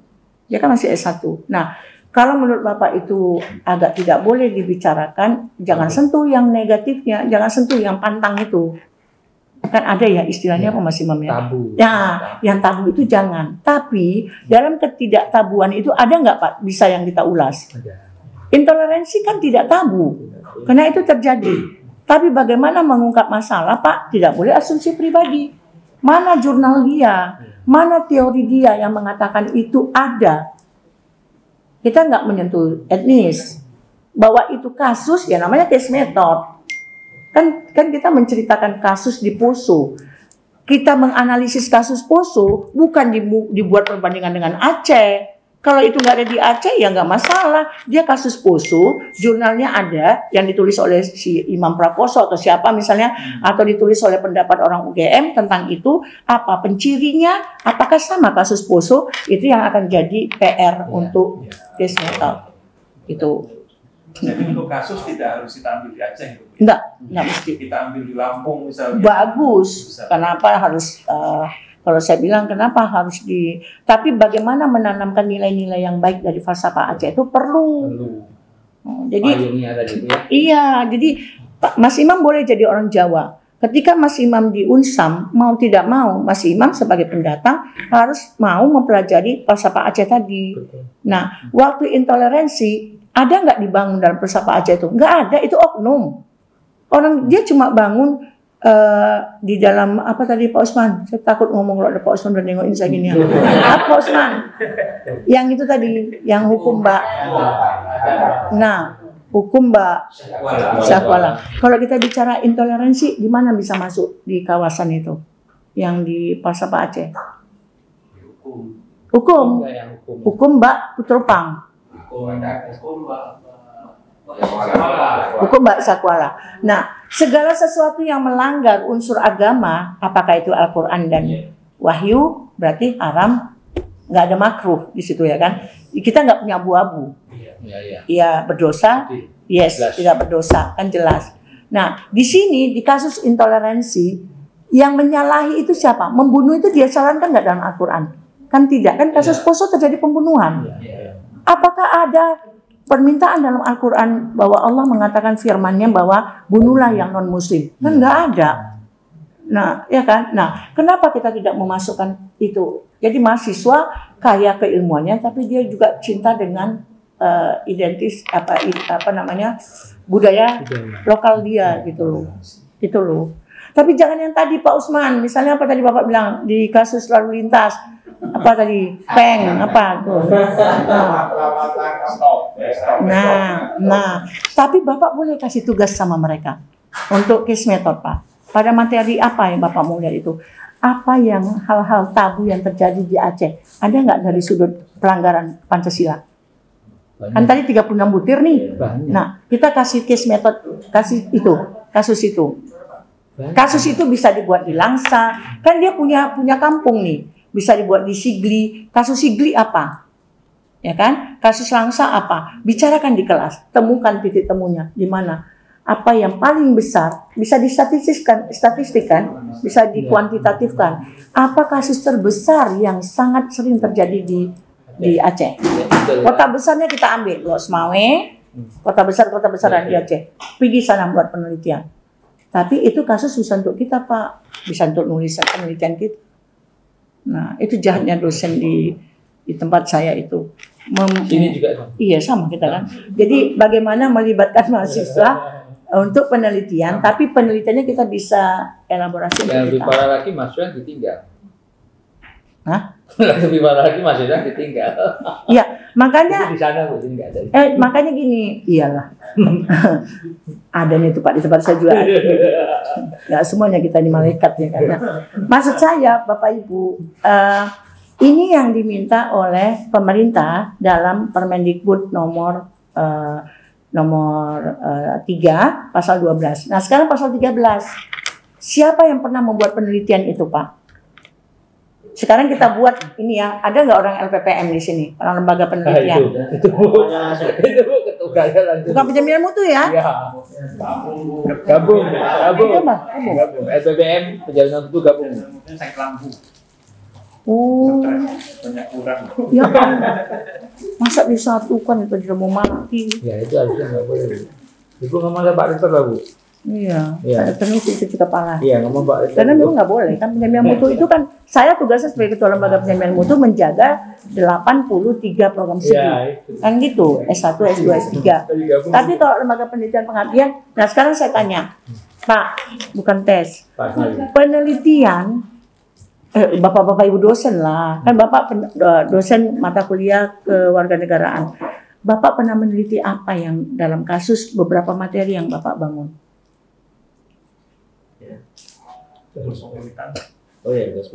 Nah, materi apa mau kita bahas di situ? Maksud saya Pak, semua mahasiswa yang nulis skripsi, semua mahasiswa yang sedang menulis case method atau meneliti ini, masukkan nama kita. Apa namanya itu, penelitian kita mesti wajib dirujuk. Nanti kita itu akses kita di Google tinggi loh. Sintasi. Yes, sintasi. Nah, penelitian Bapak itu dituntut di pasal 13. Jadi pasal 13 itu salah satunya di sini. Saya baru 3 Bu, mahasiswa yang parah. Iya. Nah, ini dia. Proses pembelajaran, poin 3, proses pembelajaran yang terkait dengan penelitian mahasiswa wajib mengacu pada standar penelitian. Proses pembelajaran terkait dengan pengabdian, jadi harus memasukkan unsur penelitian dan pengabdian. Tapi kan nggak semua ada. Orang penelitian saya kemarin tentang, misalnya pengabdian saya tentang pendampingan guru dalam menyusun RPP, Bana Ajar misalnya, itu pengabdian saya kemarin. Nah, di mana ya saya ngajar mata kuliah berbicara yang ada itu kan nggak klop. Maka saya nggak bisa menggunakan pengabdian saya, tapi saya ngambil pengabdian yang tentang berbicara, misalnya yang ada kaitannya, atau misalnya meningkatkan kemampuan guru-guru di Medan melalui apa misalnya, itu kan bisa program pengabdian misalnya. Nah itu saya masukkan, tapi bukan saya punya. Jadi Bapak Ibu boleh memasukkan hasil penelitian Bapak Ibu atau hasil penelitian dosen yang ada di Unsam, tapi juga tidak haram memasukkan hasil penelitian dosen lain yang Bapak ambil dari Google, Bapak list, kemudian itu bisa dimasukkan. Tidak semua materi. Ada beberapa materi dari 14 pertemuan yang disinergikan dengan hasil penelitian dan pengabdian. Nah, itu mesti masuk di di RPS Bapak. Mungkin itu yang menurut saya yang terbaru. Nah, rubriknya nanti ada di sini Bapak Ibu. Kayaknya udah dibuat ya. Rencana tugas sudah, jadwal pelaksanaan, karena ini dituntut di Sintak nomor 3 di Project Based Learning. Kemudian ini sudah dibuat semua di RPPE-nya ini termasuk lengkap karena ini contoh. Nah, rubriknya ini Bapak Ibu. Ada rubrik yang waktu presentasi Pak, presentasi itu nanti ada rubrik sendiri. Kemampuan dia kemampuan dia berkomunikasi, kemudian kerjasama dengan tim. Nanti terlihat nanti dia aja yang mau jawab. Dominasinya tinggi sekali. Itu kita patahkan, Bu. Kamu punya anggota tim kan? Kok dari tadi saya perhatikan kamu bicara terus ya? Kasih dong penilaian. Jadi macam mana kita mau nilai soft skill kalau dia ambil semua atau hard skillnya dia semua yang ambil. Nah itu harus sebagai dosen fasilitatornya kita buat seperti itu. Nah ini rubriknya Bapak Ibu, kemudian nanti ada rincian komponen penilaiannya juga sudah dibuat, tapi bergantung ini semua sudah lengkap. Nah menurut saya RPP yang Bapak kasih masih belum menampilkan konsep CP dan case method dan project based learning. Rubriknya juga belum ada, integrasi penelitian dan pengabdian belum ada. Jadi mungkin tinggal dipulangkan kembali ke dosen. Biasanya kami dikurung Pak sama ketua program studi ya. Jadi kita boleh senior kemana-mana, tapi home base kita adalah prodi. Kaprodi itu kan jabatan sementara 4 tahun, tapi marwah kita ada di prodi yang dijaga oleh Kaprodi. Maka kita sama-sama kerja di prodi tersebut. Kita betulkan lagi nih yang tadi ini. Nah, kemudian kita panggil kita contoh mana yang nggak bagus, yang nggak usah diambil, mana yang saya share nih sama Bu Mufti. Cuma yang dari Bapak Profesor, saya sudah kasih ya yang RPS. Udah. Coba lihat. Untuk bekal nanti kami setelah ini kan mau saya udah diskusi kecil lagi untuk. Ayo lihat RPS. Yang di atasnya, yang di bawahnya makanan itu loh. Kangkung, ayam, bebek. Ya. Nah, itu udah saya kasih. Karena karena gini Bapak Ibu, kita nggak punya, tidak harus ada seragam di RPP itu. Kami tidak menuntut keseragaman. Tapi setidaknya buka pasal 12. Di dalam RPP wajib ada nama program studi, nama dan kode mata kuliah, semester, SKS, nama dosen pengampu. Biasanya tugas Bapak Jamilan Mutu ini mengaudit apakah secara audit sistem, apakah semua RPP di Unsam sudah mengikuti format SNPT pasal 12. Nanti ini dia, ini wajib ada. Tapi penuangan-penuangan bagaimana cara membuat formulasinya berpulang kepada dosen. Tapi kewajiban ini mesti muncul. Rancangan case method dan itu Pak untuk memenuhi, kalau kita udah BLU, kita wajib masukkan ini Pak semua ke jaringan. Nanti pihak kementerian yang akan menilai bahwa di kampus kita sudah masuk IKU 7. Kan ada IKU dan IKT. Nah IKT Bapak Ibu, kenapa saya bilang Bu? Karena IKU sudah dibuat 8 oleh Pak Menteri. IKT yang bisa dimasukkan. Jadi kalau Unsam hanya bertahan pada IKT-nya kementerian, Bapak sangat minimalis sebagai perguruan tinggi. Tapi kalau Bapak secara kualitatif memasukkan unsur itu, Bapak melampaui SNPT. Kita tahu ya Pak ya istilahnya ya, kan pelampauan itu secara kualitatif dan secara kuantitatif. Nah, yang kita lakukan hari ini adalah secara kualitatif. Kalau kuantitatif itu dibangun oleh Pak Asnawi dan teman-teman, benar nggak yang namanya Asnawi? Ya. Nah, melalui standar ya Pak ya, kan standar kita kalau minimalnya 24, tapi Bapak wajib mengembangkan itu melampaui 24. Di standar kompetensi lulusan misalnya, kalau Bapak Ibu sama persis dengan SNPT, maka itu nggak bagus. Apa? Misalnya kompetensi apa? Wajib tes apa? Kami ada 4 model pembelajaran. Sebelum dia di wisuda atau sebelum dia ikut wisuda meja hijau, harus ada sertifikat yang keluar dari CBT, dari pihak pusat komputer, bahwa dia sudah lulus ujian penguasaan 4 model, statistik, kemudian bahasa Inggris, kemudian ya TOEFL, kemudian IT ICT dia bisa buat Excel, dia buat seperti itu. Itu di kita. Nah, itulah yang diisi di standar kompetensi lulusan. Nah, UNSAM masih membenahi standar proses.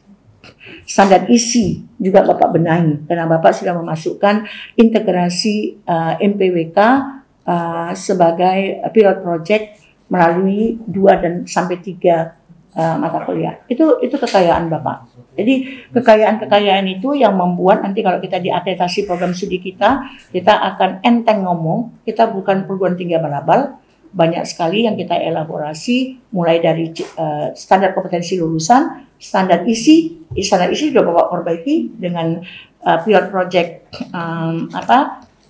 penggabungan 3 mata kuliah secara lintas keilmuan. Kemudian di standar proses Bapak membangun IQ7, case method dan team based project yang mengintegrasikan lintas keilmuan juga ya di case methodnya. Kemudian atau di projectnya baru standar penilaian nanti apa?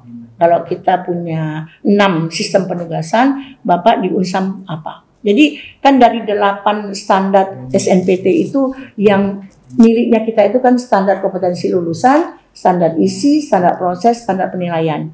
Yang 4 lagi itu kan miliknya Pak Rektor untuk dikasih ke kita. Standar TTK, pendidikan, tenaga kependidikan, bagaimana ada remun, bagaimana cara, ada nggak insentif, ya kan? Nah, kemudian ada standar pengelolaan, standar sarana prasarana, kemudian standar pembiayaan. Nah, 8 standar ini untuk di bidang pendidikan Bapak membenahi 4 yang saya lihat ya dari 1 harian ini. Mungkin itu kalau ada pertanyaan kita buka sesi diskusi. Silakan Bapak Ibu. Bukti. Ibu. Ya.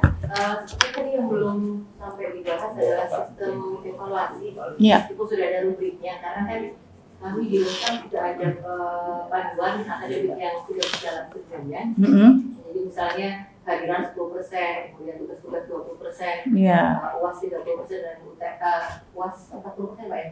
Dan UAS 30%. Artinya kalau misalnya ini dijalankan karena mungkin bebannya lebih berat, apakah kita perlu membuat pembuatan sendiri di bawah pedoman kebijakan atau harus mengikuti dengan pedoman kebijakan akademik yang sudah berjalan? Kita nggak boleh lari dari pedoman akademik. Kalau rubrik kan hanya untuk CPMK mata kuliah, bukan untuk nilai akhir kan nanti kan penggabungannya UTS berapa persen? Kalau di kami UTS 25%, UAS 25%, 50% itu ada di penugasan. Ada untuk di penugasan kita punya 6, ya, ada tugas rutin, critical book report, critical journal, mini research itu yang disebut dengan case method, kemudian ada project dan rekayasa ide. Nah, UNSAM ambil yang mana? Nah, kemudian 75% wajib kehadiran itu kan SNPT, nggak boleh diganggu. Nah, kan itu kan nanti ada semua diatur di pasal 16. Jadi sebenarnya timnya Pak Asnawi di penjaminan mutu nanti akan menggodok itu. Nah, ya, standar penilaian tadi saya sudah kasih contoh yang dibuat oleh Unimed, itu kita banyak elaborasi. Nah, di Bapak apakah mau memasukkan critical book report dan critical journal? Buat dulu kebijakannya. Pak Rektor setuju nggak? Karena kalau kita mau membuat mini research atau case method, ya memang tuntutannya wajib dipenuhi kepala manusia itu secara teori, kepala mahasiswa itu untuk membuat critical book report atau critical journal. Kalau Unsam tidak mau ini, apa yang Ibu Bapak wajibkan kepada mahasiswa ketika dia mengerjakan case method? Nah, di kita dasar logika berpikirnya, case method itu kan mini research, ya kan? Apakah orang hanya lisan ngomong? Argumen akademiknya mana? Kan harus ada critical book report atau critical journal. Maka SNPT tidak buat itu, Bu. Itu masukkan di standar penilaian Ibu bahwa Unsam menerapkan critical book report, critical journal untuk untuk mini research. Kemudian apa yang lain di dalam proyek itu apa? Misalnya Bapak Ibu meminta ada orientasi, ada integrasi filsafat Aceh yang dimasukkan dalam unsur pembahasan. Itu penilaian. Tapi itu hanya masuk di dalam CPMK. Rubrik apa tadi itu CPMK. Tapi kewajiban untuk 4 penugasan atau 5 penugasan itu standar penilaian. Nah, itu yang satu lagi tuh yang ini. Terus lagi kan disarankan tapi untuk dibuat sebuah kebijakannya terkait standar proses. Ya. Tidak ke standar penilaian. Apakah lebih baik dibuat dua-duanya atau kita fokus pada standar prosesnya saja? Ya, sebenarnya gini, kalau proses dibangun penilaian enggak gimana? Ya kan?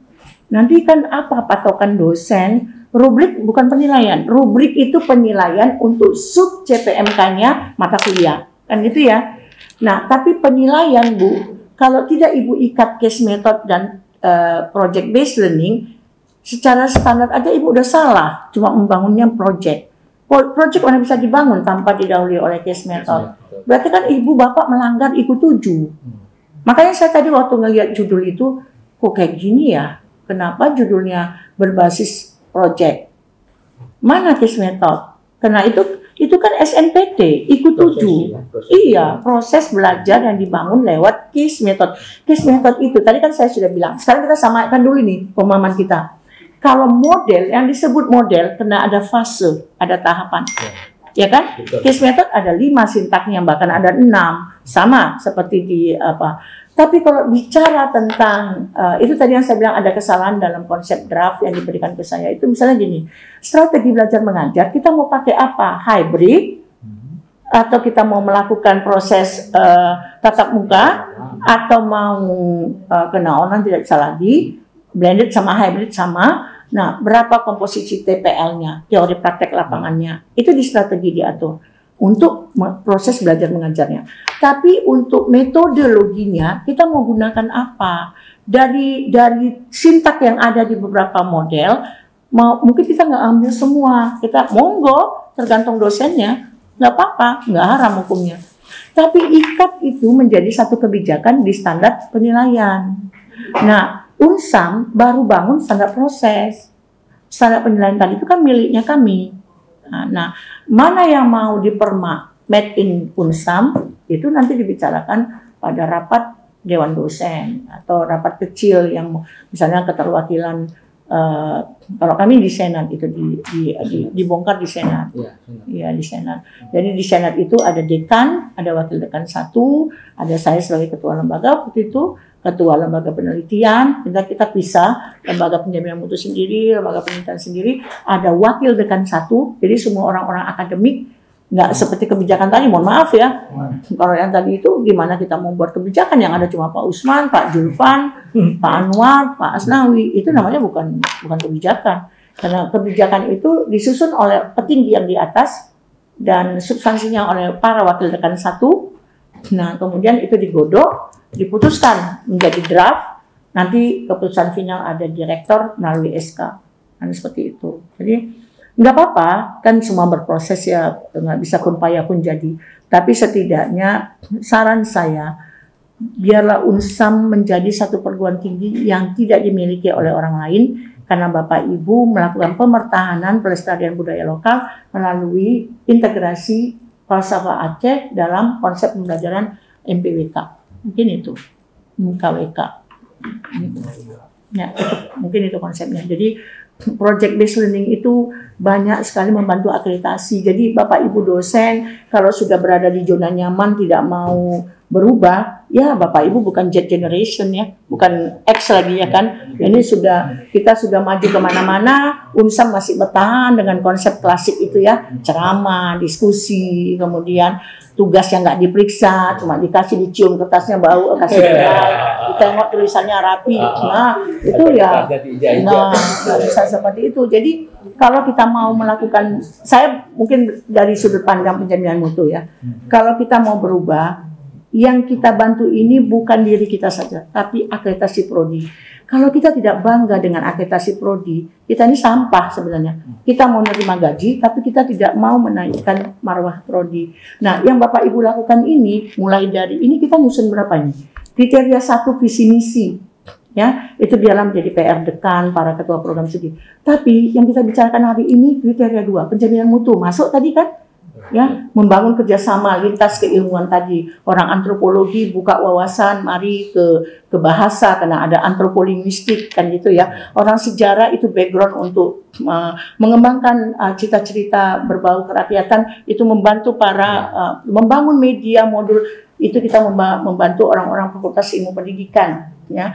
Nah, kriteria 2, kriteria 3, menghidupkan suasana atmosfer akademik di kalangan mahasiswa. Kita buat tadi sistem pergi ke lapangan, kita bangun proses pembelajarannya, kita libatkan pada seminar, kita masukkan dalam proses penulisan artikel, itu kriteria 3. Kemudian kriteria 4, Bapak Ibu dosen, ada penataran, ada kayak gini FGD, itu bagian yang dibangun. Kemudian kriteria 5, sarpras. Saya tadi melihat banyak kok canggih di Unsam ini, salah satunya alat-alat yang lengkap waktu saya tadi melakukan presentasi. Nah, sudah bagus, kalaupun tidak bagus namanya proses. Nah, kriteria 6, ini dia yang kita buat. Kita melakukan revitalisasi standar proses, standar penilaian. Ini masuk kriteria 6. Kriteria 7, penelitian. Kita dituntut untuk memasukkan naiknya citasi melalui penelitian dan penelitian. Kriteria 8, pengabdian. Kriteria 9. Jadi Bapak Ibu, nilai yang sangat besar. Kalau kita akreditasi ada di kriteria 2. Itu nilainya 10. Kriteria 16. Kriteria 6 itu nilainya 10. Tapi yang sampai 30 itu ada di kriteria 9. Kalau kita tidak bangun itu, gimana kita mau A? Gimana kita mau unggul? Jadi luaran-luaran case method, menulis di Sinta, anak-anak dimasukkan ke koran, itu semua kriteria 9. Ini, jadi mari sama-sama bukan cuma kena hibah. Saya senangnya Bapak Ibu Unsam ini punya kompetensi dosen yang senior juga mau bergabung, mau memberikan Mas Imam. Saya tadi ketemu sama Pak Usman. Cuma Pak Usman, saran saya ya Pak Usman ya, kita tobat nasuha. Buku yang tadi itu Pak, jadikan buku. Jangan Bapak jadikan diktat. Masalah itu sempurna tidak sempurna by proses Pak. Ya kan? Tapi sayang sekali Bapak menutup naiknya prodi karena haki itu diurus cuma bayar 400. Buku masuk ke IKP, ya kan? Bapak bawa buku-buku besar itu. Saya tadi nengoknya, aduh, buku kayak gitu cuma seperti itu dibuat di Unsam. Itu kalau dimasukkan Pak, Bapak dapat 40 SKS, 40 kum. Nah, udah Pak, cepet ajak ke Pak Asnawi, jangan Bapak kedip-kedip aja Pak Asnawi. Ayo buat buku itu. Jadi karena bukan apa-apa ya Pak, sedikit sekali buku tentang referensi tentang Aceh, sedikit sekali. Karena saya penelitian di USU itu dominan waktu kita S2, S3 diarahkan ke penelitian bahasa daerah. Jadi Aceh itu yang paling sedikit kajiannya. Nah, orang-orang bahasa Indonesia, ayo bangun lagi, jangan meneliti enggak. Ayo meneliti Aceh. Saya bangga dengan Aceh ya, karena bagaimanapun di darah saya ada orang Acehnya kan gitu ya. Tapi ketika saya meneliti untuk kepentingan, jadi gini Bapak Ibu, penelitian bahasa Aceh itu tinggi sekali di tingkat pusat. Karena orang yang membutuhkan kasus Aceh, kita ini daerah khusus kan, ya. Yes, dan ada kepunahan bahasa di sini karena anak-anak muda di Banda Aceh di mana-mana nggak mau lagi menggunakan bahasa Aceh. Pergilah ke kafe, duduk dulu situ 2 jam 3 jam, jangan menengin cewek ya Pak. Tapi coba kita rekam Coba kita rekam. Mau nggak anak bahasa Aceh? Jadi saya kalau lihat Bapak, udah wajahnya Aceh, ngomongnya tadi ada Aceh-Acehnya, apalagi Pak Usman, Toto Acehnya, bagus. Karena udah banyak orang nggak mau bahasa Aceh, gitu. Jangan ketinggalan. Iya, jadi mari kita bangun konsep falsafah Aceh yang terintegrasi dalam proses pembelajaran. Mungkin itu untuk kata penutup dari saya. Tuh, pendidikan terima itu, Bu. Boleh. Banyak. Jangan negatif ya. Oke.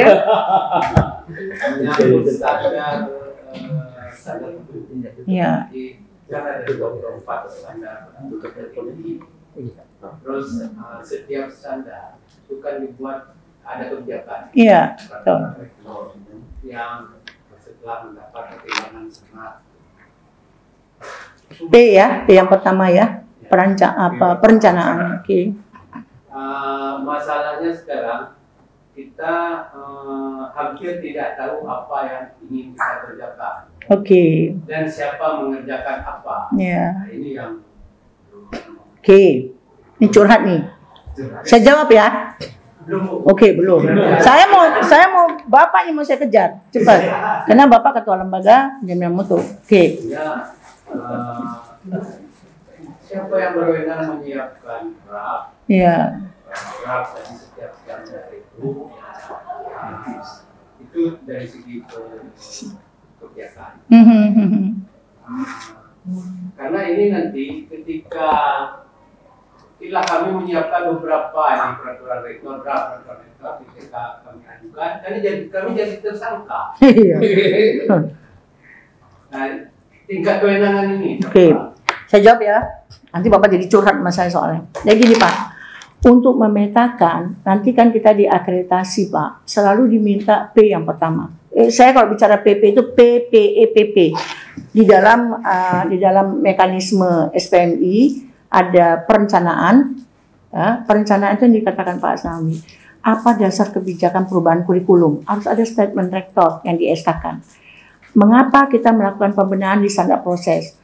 Tapi yang menyusun semua itu adalah Bapak di Pusat Penjaminan Mutu, standar. Semua standar ada di Bapak. Tapi orang yang Bapak undang, jangan pening Bapak, pening kan? Nah, karena Bapak yang harus memetakan, kalau 24 standar masih minimalis, Bapak harus menambah standar. Waktu saya ketua lembaga, saya membuat itu menjadi 34. Ada standar keamanan, ada standar kode etik mahasiswa, standar kode etik dosen, standar kerjasama, ya kan, kemudian standar melakukan proses kemitraan misalnya, itu kan Bapak tambahkan semua.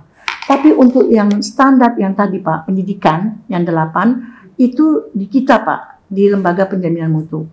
Ya, secara format kan rujukannya udah ada SMPT.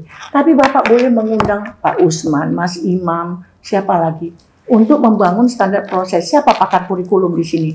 Nah, karena kita mau memasukkan integrasi budaya lokal, siapa orang yang paham? Kan kita ada mata kuliah budaya Aceh, ya. Nah, siapa penulis yang intens, siapa peneliti yang sering melakukan ini? Itu Bapak ambil. Jadi rumahnya rumah kita, tapi Bapak melakukan penyusunan draft itu di Bapak. Tapi draft itu Bapak kasih ke Senat.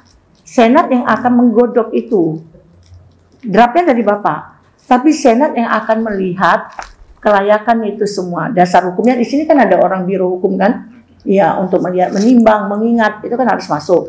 Apakah susunannya kan Pak tidak boleh dulu Kemendikbud, harus tidak boleh keputusan menteri dulu. Misalnya ada, nah kan ada, si orang biro tahu itu, biro hukum tahu itu. Nah, digodok mereka, kita selesai untuk sesaat Pak. Tapi ketika ada revisi dikembalikan lagi ke Lembaga Penjaminan Mutu, kita kerjakan lagi, baru finalisasi boleh kata ketua Senat langsung di SK-kan. Itu cara-cara yang dibuat. Siapa dan apa itu Bapak yang memetakan. Misalnya gini Pak, di akreditasi program studi, mereka butuh apa? Standar apa yang, misalnya gini, kita melakukan revitalisasi kurikulum, tapi nggak ada SK resmi dari Pak Rektor bahwa kurikulum akan dirubah. Dasarnya apa? Mana boleh Pak? Itu yang akan kena kejar oleh asesor. Pasti asesor bertanya, dasar P yang pertama itu semua mengacu ke bawah. Visi misi dirumuskan, mana keputusan rektor, siapa tim perumus. kan gitu. Tapi dibangun lewat research study, dibangun dengan mengundang Dudi, dengan mengundang pengguna, itu lain cerita. Tapi SK pembentukan tim perumus visi misi kan dari Pak Rektor. Nah, tapi turun ke dekan misalnya, boleh dekan, kita kan fakultas ya, bukan politeknik ya kan, politeknik kan langsung ke bawah. Tapi kan kita ada rektor, ada wakil rektor, ada dekan kan gitu. SK dekan untuk kaprodi boleh, untuk membentuk tim kerja. SK untuk APT dibuat oleh Pak Rektor. Tapi berubahnya satu kurikulum tidak boleh dekan, tapi ini harus Pak Rektor. Karena itu menyangkut tentang perubahan yang akan dilakukan di semua fakultas dan program studi. Itu gitu Pak. Satu pertemuan lagi Pak, kalau kita bicara tentang penjaminan mutu, ya tidak masalah. Karena banyak yang mau dibongkar. Tapi ini hari kita memperbaiki standar proses dengan standar penilaian. Tuh. Insya Allah itu. Yang lain nanti, ya kalau standar keuangan jangan Bapak Pak, kita nggak tahu apa-apa nih. Panggil orang keuangan Pak, biro keuangan. Ada kan biro keuangan di sini? Yes, dia Pak. Gitu. Tapi untuk biro akademik, panggil timnya untuk masuk ke tim kita. Itu boleh. Bapak buat apa? Nanti SK penugasan bukan dari Bapak, surat penugasan dari Pak WR1. Bapak di bawah naungan siapa? Saya di bawah naungan WR1. Bapak di bawah naungan siapa? Kalau kita kan akademik. Bukan. Penjaminan mutu di bawah naungan siapa? Kalau penjaminan mutu kan ini masih BPM 1. Lembaganya masih 1. Iya, di bawah siapa Pak? Rektor langsung atau WR? Nah, iya, jadi semua undangan bukan dari Bapak, ditandatangani oleh Pak WR1 gitu. Tapi SK penugasan tim internal itu boleh Bapak. Tapi kalau sudah melibatkan lintas fakultas itu mesti dari WR1. Ya. SK rektor mana? Boleh nggak Pak? Malah lebih bagus Pak. Kalau untuk remun tuh tinggi Pak panitianya. Kan mau belu ya kan?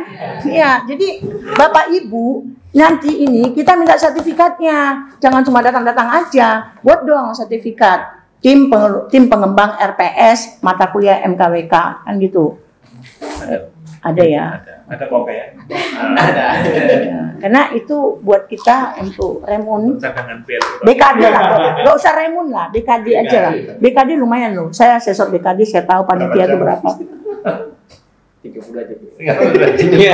Yang saja kan 30 itu nggak satu hari. 2 hari, 3 hari. Ya Bu ya. Ya. Sertifikat kan Ibu nanti kan? Ya. Yang TK sertifikat kan Ibu. Janganlah Pak Rektor juga boleh sama. Ibu sama Pak Rektor. Boleh, jangan masalah. Nanti kan bisa dikirim tanda tangan. Iya. Oke, mungkin itu Bapak Ibu. Insya Allah saya ada melihat niatan yang baik dari proses RPP yang sudah saya terima. Hanya tinggal kita kerja sedikit lagi untuk memasang case method sama team based project. Nah, rubriknya nanti saya kirim beberapa yang bisa jadi contoh yang nanti disesuaikan dengan kepentingan mata kuliah untuk bahasa atau ada saya di Medan, nanti kita kan bisa lewat WA, nanti bisa di share. Ini jadikan grup yang datang hari ini, jadikan grup. Maka inilah cikal bakal untuk memperbaiki revitalisasi standar proses kita. Mungkin itu. Terima kasih. Saya mohon maaf apabila dalam proses diskusi kita terkadang belak-belakan ini lebih enak ya daripada formal yang terlalu kaku. Ya, tapi saya mohon maaf kekilapan itu datang dari saya secara pribadi dan kemudahan atau kelebihan dalam penyampaian lisan datangnya dari Allah Subhanahu wa taala. Terima kasih. Assalamualaikum warahmatullahi wabarakatuh. Terima kasih banyak atas paparan dari Bu Isda dan perhatian dari teman-teman semua. Mudah-mudahan setelah ini ketika kita menyusun pengintegrasian RPS MKU, Ibu masih mau kalau kami konsultasi gitu Bu ya? Saya akan kasih yang dari Unair, tapi saya minta tolong tidak untuk karena ada dasar hukum dibuat di buku itu tidak boleh disebarkan. Jadi tapi saya akan memberikan yang beberapa aja yang dalam kaitan case method dan team based dan project based learning saja supaya Bapak Ibu nanti tahu paham sintak-sintaknya yang di RPS yang saya kasih sintaknya belum tentu itu yang cocok sama kita, tapi yang dibuat oleh beliau itu memang panduan kurikulum pusat. cuma karena belum dijadikan buku resmi, tapi karena saya dapat itu, nanti per lembarnya aja saya ambil, mana yang ada rubriknya juga Bapak Ibu. Ya? Nah ya. Alhamdulillah. Mau foto bareng dulu boleh? Iya. Oh iya, di mana kita? Di sini aja boleh. Boleh. Nah, itu masuk kriteria berapa? 6. Ya, 6. Pembenahan kurikulum.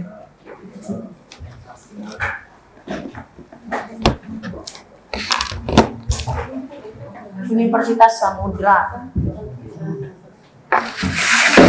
Lah sama yang di Zoom. Nggak apa-apa ya.